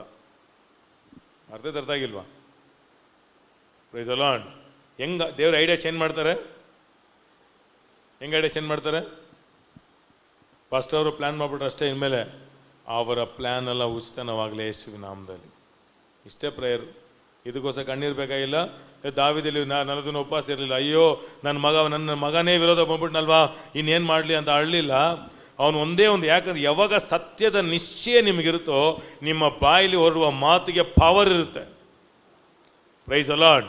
ಯಾಕಂದ್ರೆ ಒಂದು ಮಾತು ಕೇಳ್ತಾನೆ, ಐತಿಪೋಲ್ ಸೇರ್ಕೊಂಡ್ಬಿಟ್ಟ ಅಂತ ಹೇಳಿದ ತಕ್ಷಣ, ತಂದೆಯಾದ ದೇವರೇ ಯೆಹೋವನೇ, ಅವನ ಆಲೋಚನೆ ಉಚಿತನವಾಗಲಿ ಯೇಸುವಿನ ನಾಮದಲ್ಲಿ, ಅಷ್ಟೇ. ಆಮೇಲೆ ಈಗ ಸಭೆಗೆ ವಿರೋಧವಾಗಿ, ನಿಮಗೆ ವಿರೋಧವಾಗಿ ಯಾರೇ ಏನೇ ಒಳಸಂಚು ಮಾಡಿದ್ರು, ಈಗ ನಿಮಗೇನು ನಿಶ್ಚಯ ಬರುತ್ತೆ ಗೊತ್ತಾ? ನನ್ನ ದೇವರು ಎಲ್ಲವನ್ನೂ ಬಲ್ಲ ಆತನು. ಸೈತಾನಿಗೆ ದೇವರ ಪ್ಲ್ಯಾನ್ ಗೊತ್ತಿಲ್ಲ, ಸೈತಾನನ ಪ್ಲ್ಯಾನ್ ದೇವ್ರಿಗೆ ಗೊತ್ತು. ಇನ್ನೊಂದ್ಸತಿ ಹೇಳ್ತೀನಿ, ದೇವರ ಪ್ಲ್ಯಾನ್ ಸೈತಾನಿಗೆ ಗೊತ್ತಿಲ್ಲ, ಆದರೆ ಸೈತಾನನ ಪ್ಲ್ಯಾನ್ ದೇವ್ರಿಗೆ ಚೆನ್ನಾಗಿ ಗೊತ್ತು. ಯೇಸು ನಾಮದಲ್ಲಿ ಬೆಳಕು ಹೋಗಲಿ. ಅದಕ್ಕೇನೆ ಯೇಸು ಸ್ವಾಮಿ ಪೇತ್ರಗೆ ಹೇಳ್ತಾರೆ, ಸೈತಾನನ ಬೀಳ್ಸಕ್ಕೆ ಏನು ಮಾಡ್ತಿದ್ದಾನೆ, ಯೋಚಿಸ್ತಾ ಇದ್ದಾನೆ, ನಿನಗೋಸ್ಕರ ನಾನು ಪ್ರಾರ್ಥನೆ ಮಾಡಿದೆ. ಆಮೇನ್. ಅರ್ಥ ಆಗಿಲ್ವ? ಪೇತ್ರನ್ನ ಕೊಲ್ಲಬೇಕನ್ನೋ ಪ್ಲ್ಯಾನ್ ಮಾಡಿದ್ದು ಯಾರು? ಸೈತಾನ್ ಪ್ಲ್ಯಾನ್ ಮಾಡಿದ್ದಾನೆ. ಆದರೆ ಪೇತ್ರ ಕೂಡ ಸೂಸೈಡ್ ಮಾಡ್ಕೊಂಡು ಸಾಯ್ಬೇಕಾಗಿತ್ತು. ಆದರೆ ಅವನ ಪ್ಲ್ಯಾನ್ನ ಯೇಸು ಸ್ವಾಮಿ ಚೆನ್ನಾಗಿ ಗೊತ್ತಿತ್ತು. ಅದಕ್ಕೆ ಅವನ ಕೆಲಸ ಮಾಡೋಕ್ಕೆ ಮುಂಚೆನೇ ಯೇಸು ಸ್ವಾಮಿ ಅವನಿಗಾಗಿ ಪ್ರಾರ್ಥನೆ ಮಾಡಿದ್ರು. ಈಗ ಹೇಳ್ತೀನಿ ನೋಡಿ, ಈ ಕೊರೋನಾದಲ್ಲಿ ಎಷ್ಟೋ ಜನ ನಾವು ಕೂಡ ಎಲ್ಲೆಲ್ಲೋ ಸಿಕ್ಕಾಕೊಂಡು ನಾವು ಸಾಯ್ಬೇಕಾಗಿತ್ತು. ನನಗಾಗಿಯೂ ನಿಮಗಾಗಿಯೂ ರಕ್ಷಕನಾದ ಯೇಸು ಕ್ರಿಸ್ತನು ಪ್ರಾರ್ಥಿಸ್ತಾ ಇದ್ದಾರೆ ಎಂಬುದನ್ನು ಮರಿಬೇಡಿ. Hallelujah, praise the lord. ಯಾಕಂದ್ರೆ ಆತನ ಚೆನ್ನಾಗಿ ಗೊತ್ತು ಎಷ್ಟು ಏನೆಲ್ಲ ಬರುತ್ತೆ, ಇನ್ನು ಏನೆಲ್ಲ ಬರುತ್ತೆ ಅಂತ ದೇವರು ಚೆನ್ನಾಗಿ ಗೊತ್ತಿದೆ. ಆದರೆ ಒಂದು ನಂಬಿಕೆ, ಒಂದು ಧೈರ್ಯ ಏನಂತಂದರೆ, ನನಗಾಗಿಯೂ ನಿಮಗಾಗಿಯೂ ಯೇಸು ಕ್ರಿಸ್ತನು ಪ್ರಾರ್ಥನೆ ಮಾಡ್ತಾ ಇದ್ದಾರೆ. ಯಾಕಂತಂದರೆ ನನ್ನ ಮುಖಾಂತರ ನಿಮ್ಮ ಮುಖಾಂತರ ದೇವರ ಉದ್ದೇಶ ಇಟ್ಟಿದ್ದಾರೆ, ಅದನ್ನು ನೆರವೇರಿಸಬೇಕು. Price the lord. ತಂದೆಯಾದ ದೇವರ ಇಷ್ಟನೇ ನೆರವೇರೋದು, ಅದು ಯಾವತ್ತೂ ಚೇಂಜ್ ಆಗಲ್ಲ. ಸೈತಾನ್ ಪ್ಲಾನ್ ಈ ಜಗತ್ತಲ್ಲಿ ನೆರವೇರಲ್ಲ. ಸೈತಾನ್ ಏನೇ ಮಾಡಿದ್ರು ಯೋಸೆಫ್ ಹೇಳ್ತಾನೆ, ಆದರೆ ಅದಕ್ಕೆ ಯಾಕೆ ಹೀಗೆ ಮಾಡಿದ್ರು ದೇವರು, ಯಾಕಂತ ಕೇಳಬೇಡಿ, ಅವತ್ತು ಅದನ್ನು ಒಳ್ಳೆಯದಾಗಿ ಮಾರ್ಪಡಿಸೋಣ ಅಷ್ಟೇ. ಅದಕ್ಕೆ ಯೋಸೆಫ್ ಹೇಳ್ತಾನೆ, ನೀವು ನನಗೆ ಕೇಡು ಮಾಡೋಕ್ಕೆ ನೋಡಿದ್ರಿ, ಆದರೆ ದೇವರು ಒಳ್ಳೆಯದಾಗಿ ಮಾರ್ಪಡಿಸೋ ದೇವರು. ಯಾವಾಗಲೂ ದೇವ್ರು ಕೇಡು ಮಾಡಿ ಅದನ್ನು ಒಳ್ಳೇದು ಮಾಡೋನಲ್ಲ, ಸೈತಾನು ಕೇಡು ಮಾಡ್ತಾನೆ, ದೇವರು ಅದನ್ನು ಒಳ್ಳೆಯದಾಗಿ ಮಾರ್ಪಡಿಸುವನು. ಯಾಕಂದ್ರೆ ನಮ್ಮ ದೇವರು ಎಂಥವರು, ಒಳ್ಳೆಯದನ್ನು ಮಾಡುವ ದೇವರಾಗಿದ್ದಾರೆ. ಆ ಲೂಕನ ಬರೆದ ಸುವಾರ್ತೆ ನೋಡಿ 22:31 ಓದೋಣ, ಬೇಗ ಓದೋಣ.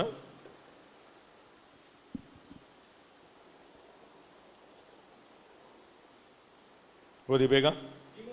ಹ್ಮ್ ಹ್ಮ್ ಹ್ಮ್ ಹ್ಮ್ ಹ್ಮ್ ಹ್ಮ್ ಹ್ಮ್ ಹಾಗಾದ್ರೆ ಈ ಕೊರೋನಾದಲ್ಲಿ ಎಷ್ಟೋ ಜನ ನಮಗೆ ಕುಂದಿ ಹೋಗ್ಬಿಟ್ಟಿತ್ತು. ಕುಂದಿ ಹೋಗದೆ ಬಂದು ಕೂತಿದ್ದೀರಾ ಅಂತಂದ್ರೆ ಇದು ಯಾವುದೋ ನಿಮ್ಮ ದಾನ ಧರ್ಮಗಳಲ್ಲ, ದೇವರು ನಿಮ್ಗೋಸ್ಕರ ಪ್ರೇಯರ್ ಮಾಡಿದ್ದಾರೆ. Price the lord, hallelujah. ಅಂದರೆ ಯೇಸು ಸ್ವಾಮಿ ಎಷ್ಟು ನಿಮ್ಮನ್ನು ಪ್ರೀತಿಸ್ತಾ ಇದ್ದಾರೆ, ನೀವೆಷ್ಟು ಭಾಗ್ಯವಂತರು, ಎಷ್ಟು ಧನ್ಯರು. ನಾನು 3 ದಿನ ಉಪವಾಸದ ಅದಕ್ಕೆ ನಾನು ಬದುಕಿದ್ದೀನಿ, ನಾವು ಅದಕ್ಕಾಗಿ ಬದುಕಿಲ್ಲ. ಎಷ್ಟೋ ಒಳ್ಳೊಳ್ಳೆ ಜನರು, ಎಷ್ಟೋ ಒಳ್ಳೊಳ್ಳೆ ಸೇವಕರೆಲ್ಲ ಸತ್ತಿದ್ದಾರೆ, ಎಷ್ಟೋ ಒಳ್ಳೊಳ್ಳೆ ವಿಶ್ವಾಸ ಸತ್ತಿದ್ದಾರೆ. ಯಾಕೆ ಅವ್ರು ಸತ್ರು? ಪ್ರೈಸಲ್ಲ, ಅದಕ್ಕೆ ಅಷ್ಟು ಕ್ವಶನ್ ಹಾಕ್ಬೇಡಿ. ಯಾಕಂದರೆ ಅದಕ್ಕೊಂದು ಆಮೇಲೆ ದೇವ್ರನ್ನ ಉತ್ತರ ಇಟ್ಟಿರ್ತಾರೆ. ಯಾಕೆ ಇವ್ರು ಸತ್ರು, ಯಾಕೆ ಅವ್ರು ಸತ್ರು ಅಂತೆಲ್ಲ ಕೇಳಬಾರ್ದು. Price the lord. ಅವ್ರ ಕೆಲಸ ಮುಗ್ದಿರುತ್ತೆ, ಅಥವಾ ಏನೋ ಒಂದು ಉದ್ದೇಶ ಇರುತ್ತೆ. ಯಾಕಂದರೆ ದೇವ್ರ ಪ್ಲ್ಯಾನ್ ಯಾವತ್ತೂ ಮಿಸ್ ಆಗಲ್ಲ. ಹಲ್ಲೆಲೂಯಾ. ಸರಿ, ಜಾಗಿಂಗ್ ಮಾಡಿಬಿಟ್ರೆ ಹಾರ್ಟ್ ಅಟ್ಯಾಕ್ ಬರಲ್ಲ, ಇನ್ಮೇಲೆ ಹಿಂಗೆ ಈ ಪ್ಲ್ಯಾನೆಲ್ಲ ಮಾಡಬೇಡಿ. ದೇವರೇ, ನನ್ನ ಬಲಹೀನತೆಯಲ್ಲಿ ನಿನ್ನ ಬಲವು ಪೂರ್ಣ ಸಾಧಕವಾಗಲಿ.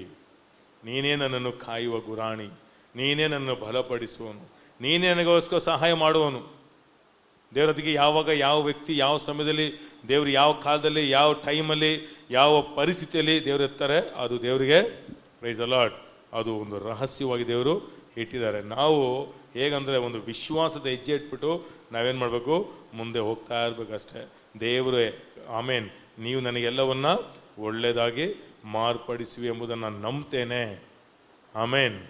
ಅದಕ್ಕೆ ನಮ್ಮ ಹೃದಯದಲ್ಲಿ ಗುಣಗುಡೋದು ದೇವರು ಚೆನ್ನಾಗಿ ಗೊತ್ತು. ಮಲಾಕಿ ಬರೆದ ಪುಸ್ತಕ 3ನೇ ಅಧ್ಯಾಯ 16ನೇ ವಾಕ್ಯ, ಬೇಗ ಓದಿ. 3:16 ಮಲಾಕಿ ಬರೆದ ಪುಸ್ತಕ. ಹ್ಮ್ ಹ್ಮ್ ಹ್ಮ್ ಹ್ಮ್ ಹ್ಮ್ ಹ್ಮ್ ಹ್ಮ್ ಹ್ಮ್ ಹ್ಮ್ ಹ್ಮ್ ಹ್ಮ್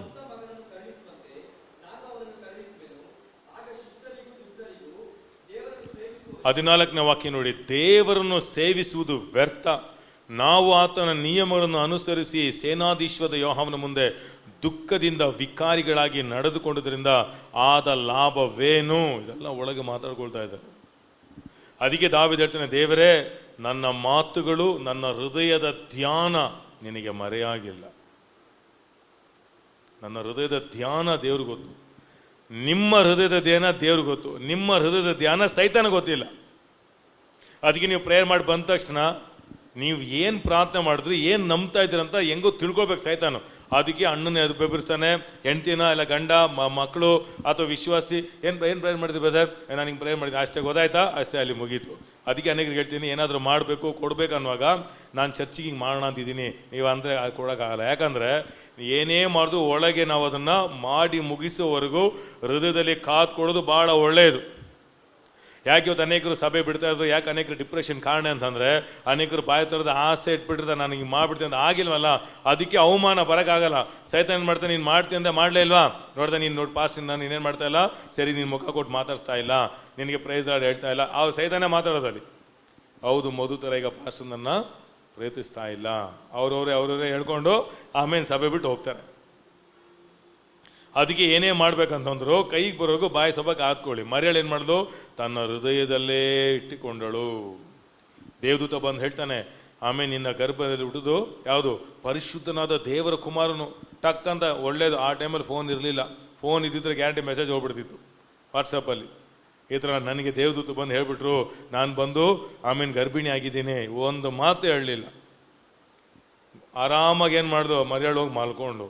ಯಾರು ಕೆಲಸ ಮಾಡಿದ್ರು, ಮೊಬೈಲ್ಗಿಂತಲೂ ಶ್ರೇಷ್ಠವಾದ ದೇವದೂತರು ಹೋಗಿ ಯೋಸೆಫ್ ಹತ್ರ ಹೋಗಿ ಮಾತಾಡಿದ್ರು. ಯಾಕಂದ್ರೆ ಬಿಟ್ಬೇಡ ಸಭೆ ಬಿಟ್ಬೇಡ, ಐಕ್ಯ ಬಿಟ್ಬೇಡ ಅನ್ನೋರ್ಗಲ್ಲ, ನಿಜವಾಗಿಯೂ ನಿಮ್ಮ ಹೃದಯ ಒಂದು ಒಳ್ಳೆ ಹೃದಯ ಆಗಿ ಕನ್ಫ್ಯೂಸ್ ಆಗಿ ನೀವು ಬಿಡುವಂಥ ವ್ಯಕ್ತಿಗಳಾಗಿರುವುದೇ ಆದರೆ ನಿಶ್ಚಯವಾಗಿ ದೇವರು ನಿಮ್ಮೊಂದಿಗೆ ಮಾತಾಡ್ತಾರೆ. ಹಲ್ಲೆಲೂಯಾ. ಯೇಸು ನಾಮದಲ್ಲಿ ಬೆಳಕು ಬೀಳಲಿ. ಪವಿತ್ರಾತ್ಮ ಕಾರ್ಯ ಮಾಡ್ತಿದ್ದಾರೆ. ದೇವ್ರು ಮಾತಾಡ್ತಿದ್ದಾರೆ ಅನ್ಕೊಳ್ತೀನಿ. ಸೈಲೆಂಟ್ ಆಗಿದ್ದೀರಾ? ಆಮೇಲೆ ಹಲ್ಲೆಲೂಯಾ. ಆ ಸ್ಟೋರಿಗೆ ಹೋಗೋಣ. ಐತಿಪೋಲ್ ಆಲೋಚನೆ ಆಯ್ತು ನೋಡಿ. 2 ಸಾಮ್ಯುವೇಲ್ 17ನೇ ಅಧ್ಯಾಯ 14ನೇ ವಾಕ್ಯ.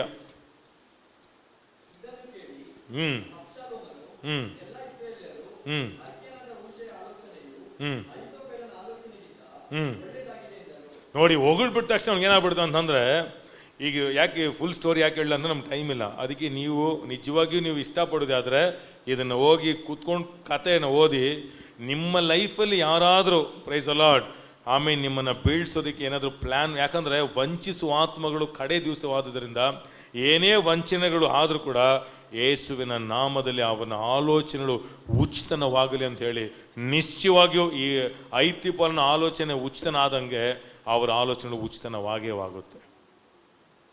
Price the Lord. ಅದಕ್ಕೆ ಸೈತಾನು ಕರ್ತನೆ ಸಭೆಗೆ ವಿರೋಧವಾಗಿ, ವಿಶ್ವಾಸಿಗೆ ವಿರೋಧವಾಗಿ, ನನಗೆ ವಿರೋಧವಾಗಿ, ಕುಟುಂಬಕ್ಕೆ ವಿರೋಧವಾಗಿ ಮಾಡುವ ಎಲ್ಲ ಕುತಂತ್ರ ಪ್ಲ್ಯಾನ್ಗಳೆಲ್ಲ ಯೇಸುವಿನ ನಾಮದಲ್ಲಿ ಉಚಿತನವಾಗಲಿ. ಇಷ್ಟೇ ನಿಮ್ಮ ಪ್ರೇಯರ್. ಅದಾಗಿ ಉಲ್ಟಾಗಿ ನಿಮ್ಮ ಕಡೆ ಫೇವರಬಲ್ ಆಗಿಬಿಡುತ್ತೆ. ಯಾಕಂದ್ರೆ ನಿಮ್ಮ ಬಾಯಲ್ಲಿ ದೇವರು ಅಷ್ಟೊಂದು ಅಧಿಕಾರ ದೇವರು ಕೊಟ್ಟಿದ್ದಾರೆ. ಈಗ ಓದೋಣ ವಾಕ್ಯ ತುಂಬ ಚೆನ್ನಾಗಿದೆ ನೋಡಿ. ಅವನೇನಾಯಿತು ಕೇಳ್ತಾನೆ, ಅವಮಾನ ಆಗ್ಬಿಡುತ್ತೆ. ಯಾಕಂದರೆ ತಂದೆ ದಾವೀದ ಯಾವಾಗ ಏನು ಮಾಡಿಲ್ಲ, ಐತಿಪೋಲ ಆಲೋಚನೆನ ನಿರಾಕರಿಸಲೇ ಇಲ್ಲ. ಆದರೆ ಮಗ ಏನು ಮಾಡ್ದ, ನೆಕ್ಸ್ಟ್ ಇನ್ನೊಬ್ಬರ ಆಲೋಚನೆ ಕೇಳಂತ ಇನ್ನೊಂದು ಕೇಳ್ದ ಅಲ್ವಾ. ಈಗ 2 ಕ್ಲ್ಯಾಶ್ ಆಯಿತು. ಇವನ ಆಲೋಚನೆ ಸೂಪರ್ ಆಗಿದೆ, ಐತಿಪೋಲ ಆಲೋಚನೆ ಸರಿ ಇಲ್ಲ ಅಂತ ಕೇಳಿದ ತಕ್ಷಣವೇ ಅವನಿಗೇನಾಗ್ಬಿಡ್ತು, ಡಿಪ್ರೆಷನ್ ಆಗೋಯ್ತು. ಏನು ಮಾಡ್ಕೊಂಡಾಗೋತ್ತಾ, ಅದೇ 17ನೇ ಅಧ್ಯಾಯದಲ್ಲಿ 23ನೇ ವಾಕ್ಯ ಓದಿ.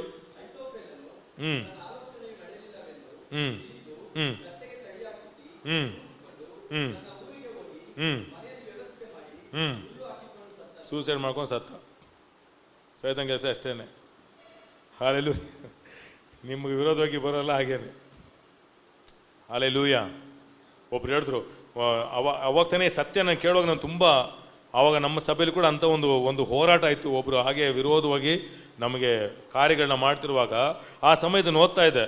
ಸಡನ್ ನನ್ನ ಒಳಗೆ ಒಂದು ಬೆಳಕು ಬಂದು ಏನಂತಂದರೆ, ಐತಿಪೋಲ ಆಲೋಚನೆ ಉಚಿತನ ಆದಂಗೆ ಅವ್ರ ಆಲೋಚನೆ ಉಚಿತನ. ಎಷ್ಟೇ ಪ್ರೇಯರು, ದೇವರೇ ಸ್ತೋತ್ರ ಸ್ವಾಮಿ, ನಿನ್ನ ಕೃಪೆ, ನಿನ್ನ ಕಾಯಿಲೆ, ಅವ್ರನ್ನ ಕಟ್ತೀನಿ, ಬಂಧಿಸಿದ ಯಾವುದೂ ಇಲ್ಲ. ಅವರ ಆಲೋಚನೆಲ್ಲ ಉಚಿತನವಾಗಲಿ ಅಷ್ಟೇ. ಅದೇ ಟೈಮ್ಗೆ ಒಂದು ಪಾಸ್ಟ್ರು ಫೋನ್ ಮಾಡಿದ್ರು ಕೇರಳದಿಂದ. ಪಾಸ್ಟ್ರು ಒಂದು ವಿಶ್ವಾಸಿ ನನಗೆ ತುಂಬ ವಿರೋಧವಾಗಿ ತುಂಬ ಕಾರ್ಯಗಳನ್ನ ಮಾಡ್ತಾ ಇದ್ದಾರೆ, ನನಗಿಲ್ಲಿ ಸಭೆ ಬೆಳೆಸೋಕ್ಕೆ ಬಿಡ್ತಾ ಇಲ್ಲ, ಆಮೇಲೆ ಬಂದು ವಿಶ್ವಾಸಿಗಳನ್ನ ಮನಸ್ಸನ್ನ ಕೆಡಿಸ್ತಾ ಇದ್ದಾರೆ, ನಾನು ಏನು ಮಾಡಲಿ, ಏನು ಮಾಡಬೇಡಪ್ಪ, ಐತಿಪೋಲನ ಆಲೋಚನೆ ಉಚಿತನವಾಗಲಿ. ನೀವು ಆಶ್ಚರ್ಯಪಡ್ತೀರಾ, ಆ ವ್ಯಕ್ತಿ ಹುಚ್ಚನೇ ಆಗ್ಬಿಟ್ಟ. ಯಾಕಂದರೆ ದೇವ್ರು ಹೇಳ್ತಾರಲ್ಲ ಮತ್ತಾನೆ ಬರೆದ ಸುವಾರ್ತೆಯಲ್ಲಿ, ಪ್ರೈಸ್ ದ ಲಾರ್ಡ್, ನೀವು ಬಾಯಿಂದ ಏನು ಹೇಳಿದ್ರು ಅದು ಹಾಗೆ ಆಗುತ್ತೆ. ಯಾಕಂದರೆ ಆ ವ್ಯಕ್ತಿ ಒಳ್ಳೆಯವನೇ, ಆ ವ್ಯಕ್ತಿ ಹಿಂದೆ ಸೈತಾನ ಕೆಲಸ ಮಾಡ್ತಾನೆ ಅನೇಕ ಸಮಯ. ಅದಕ್ಕೆ ಆ ವ್ಯಕ್ತಿ ಹಿಂದೆ ಕೆಲಸ ಮಾಡೋರನ್ನ, ಅದು ಯಾರಂದ ವ್ಯಕ್ತಿ ಒಳ್ಳೆಯವನೇ, ಅವನ ಹಿಂದೆ ಕೆಲಸ ಮಾಡ್ತಾನೆ ಸೈತಾನ. ಅದನ್ನು ನಾವೇನು ಮಾಡಬೇಕು, ಉಚಿತನವಾಗಲಿ ಯೇಸುವಿನ ನಾಮದಲ್ಲಿ. ಯಾಕಂದರೆ ದಿನ ನಮಗೆ ಮನದಲ್ಲಿ ಹೋರಾಟ ಇದೆ. ಅದಕ್ಕೆ ಯಾರ ಆಲೋಚನೆ ಕೇಳ್ತಾ ಇದ್ದೀವಿ, ಯಾವ ಆಲೋಚನೆ ನಮಗೆ ಶ್ರೇಷ್ಠ ಎಂಬುದನ್ನು ನೆನೆಸ್ತೇವೆ. ಅದಕ್ಕೆ ದಾವೀದ ಹೇಳ್ತಾನೆ, ದುಷ್ಟರ ಆಲೋಚನೆ ಅಂತ ನಡೆಯದೆ, ಪಾಪಾತ್ಮ ಮಾರ್ಗ ನಿಂತುಕೊಳ್ಳದೆ, ಧರ್ಮ ನಿಂತುಕೊಂಡು ಕೂತುಕೊಳ್ಳದೆ. ಯೋಹಾವನ್ ಅಂತಂದರೆ ನನಗೆ ಫ್ರೆಂಡ್ ಯಾರು ಗೊತ್ತಾ, ನನಗೆ ಫ್ರೆಂಡು ನೀತಿವಂತರಲ್ಲ, ನನಗೆ ಫ್ರೆಂಡು ದೇವರ ವಾಕ್ಯ. ನನ್ನ ಫಸ್ಟ್ ಆಲೋಚನೆ ಯಾರು, ನನಗೆ ಫಸ್ಟ್ ಮಾರ್ಗದರ್ಶಕ ಯಾರು, ನನಗೆ ಫಸ್ಟ್ ಆಲೋಚನೆ ಮಾರ್ಗದರ್ಶಕ ದೇವ್ರ ವಾಕ್ಯ. ಅದಕ್ಕೆ ಮೇಲೆ ಆ ವಾಕ್ಯದ ಮೇಲೆ ನಿಶ್ಚಯ ಈ ಪ್ರಾಫಿಟ್ಸ್ ಇವರೆಲ್ಲ ಅದು ನಿಶ್ಚಯ ಕೊಡ್ಬೇಕು ಅಷ್ಟೇ.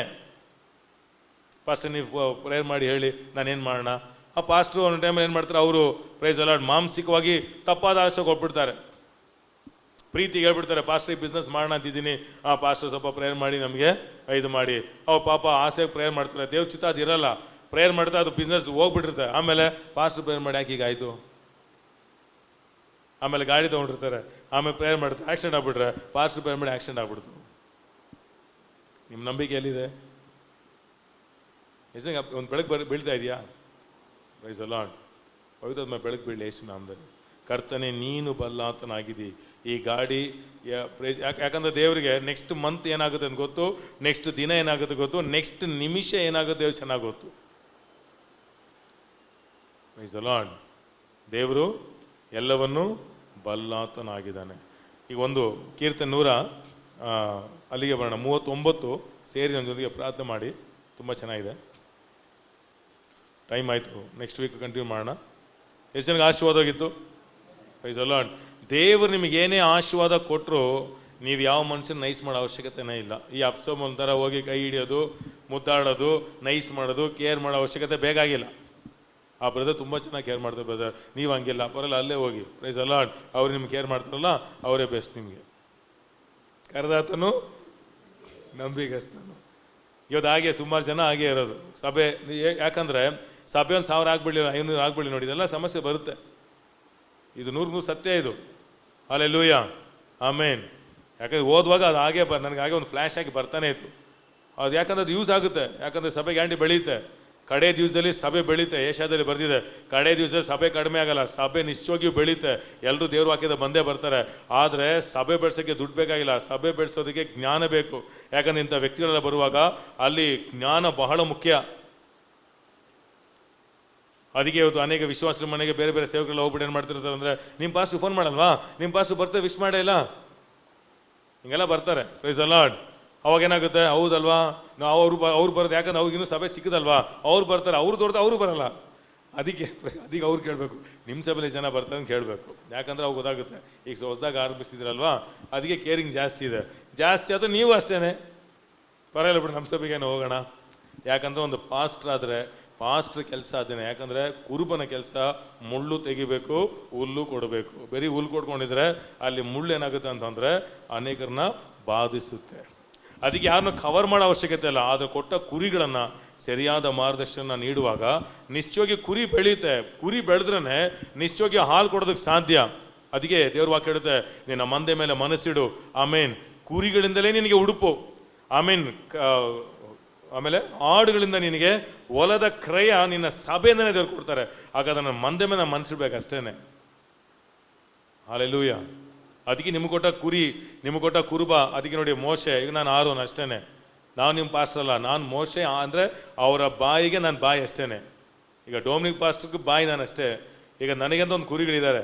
ಆದರೆ ನಿಮ್ಮ ಕುರುಬನ್ನು ಮಾತಾಡೋಕ್ಕಾಗದಿರೋದನ್ನು ಈಗ ಆರೋನ ಹಾಗೆ ನಾನೇನು ಮಾಡ್ತಾಯಿದ್ದೀನಿ, ನಿಮ್ಮ ಹತ್ರ ಮಾತಾಡ್ತಾ ಇದ್ದೀನಿ.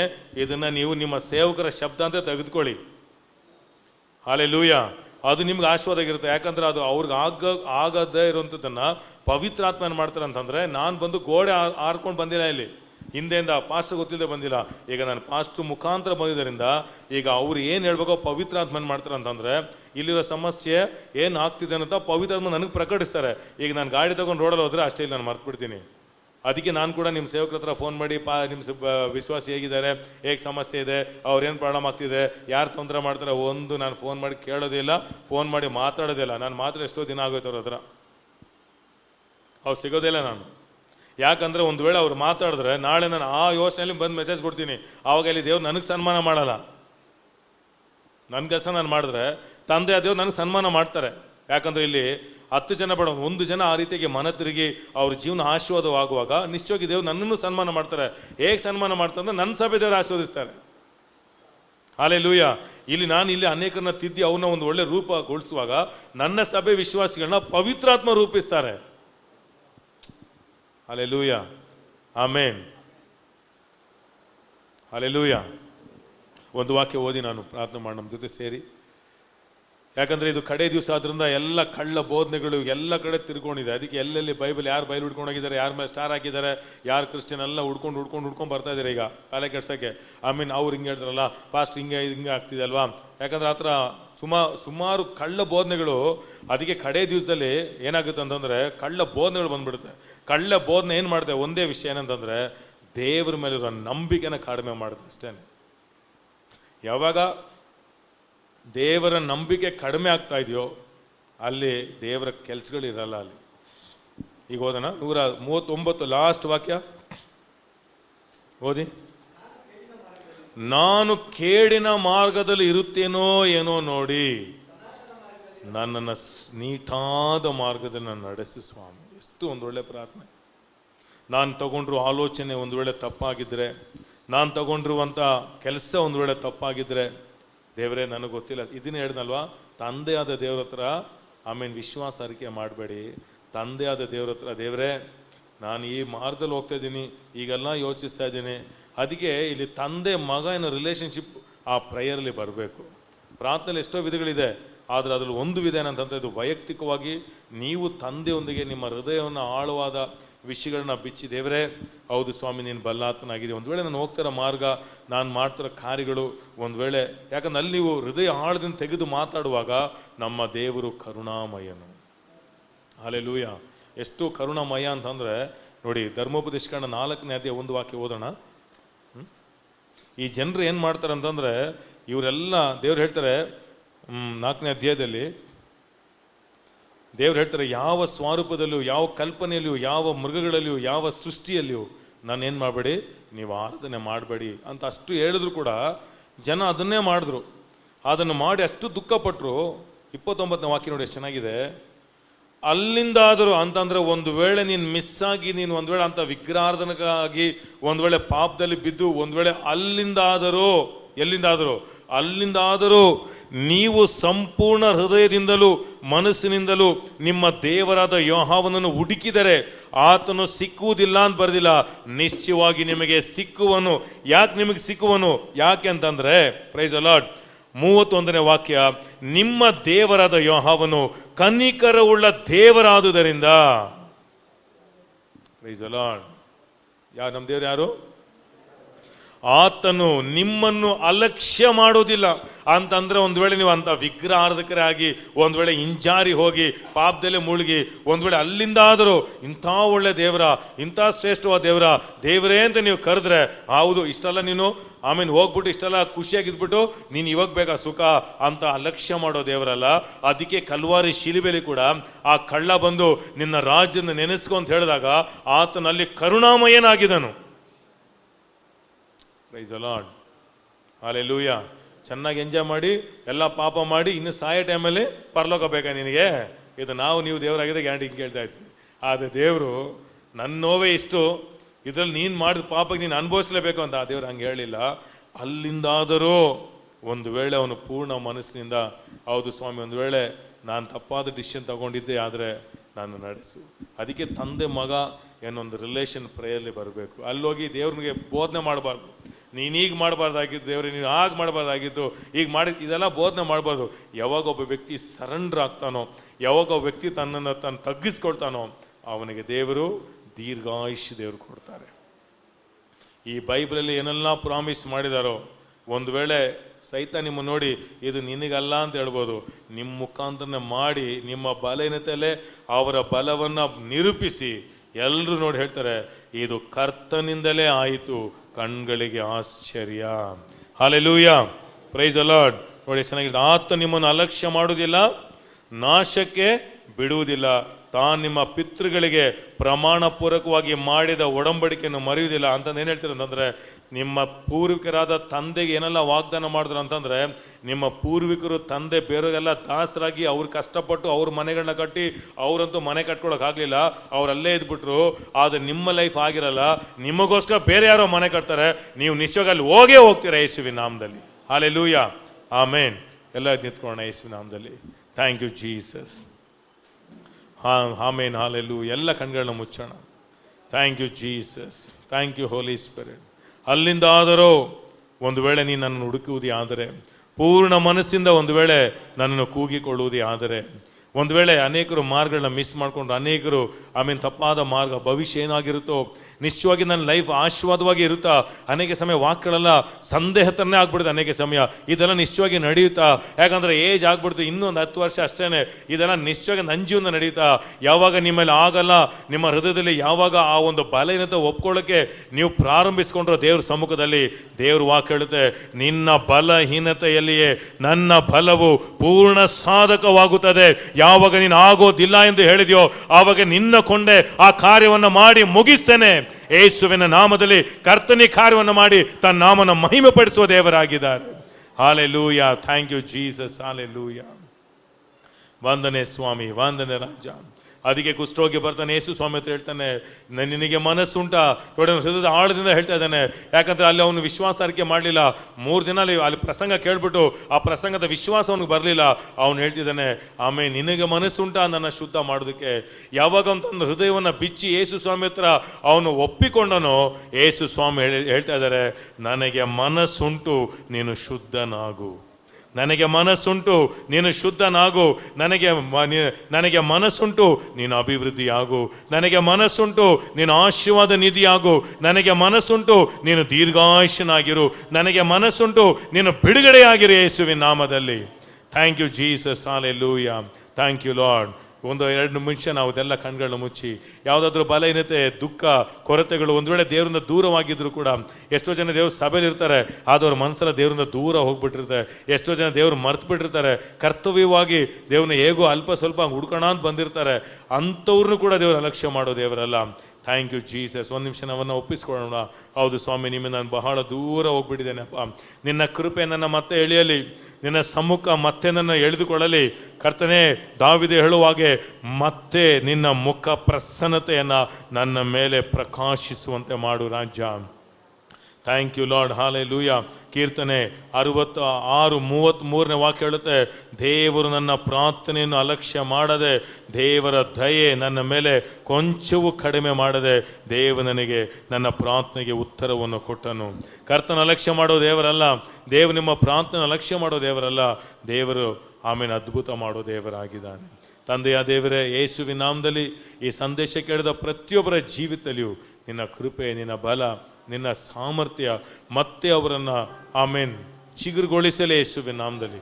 ಮತ್ತೆ ನಿನ್ನ ಸಮ್ಮುಖದಲ್ಲಿ ಅವರು ಮೊದಲಿದ್ದಂಥ ಆಸಕ್ತಿ, ಮೊದಲಿದ್ದಂಥ ವೈರಾಗ್ಯ ಅವರ ಜೀವನದಲ್ಲಿ ಹೆಚ್ಚಲಿ ಎಂಬುದಾಗಿ ನಾನು ಕಟ್ಟಲೆ ಇಡ್ತೇನೆ.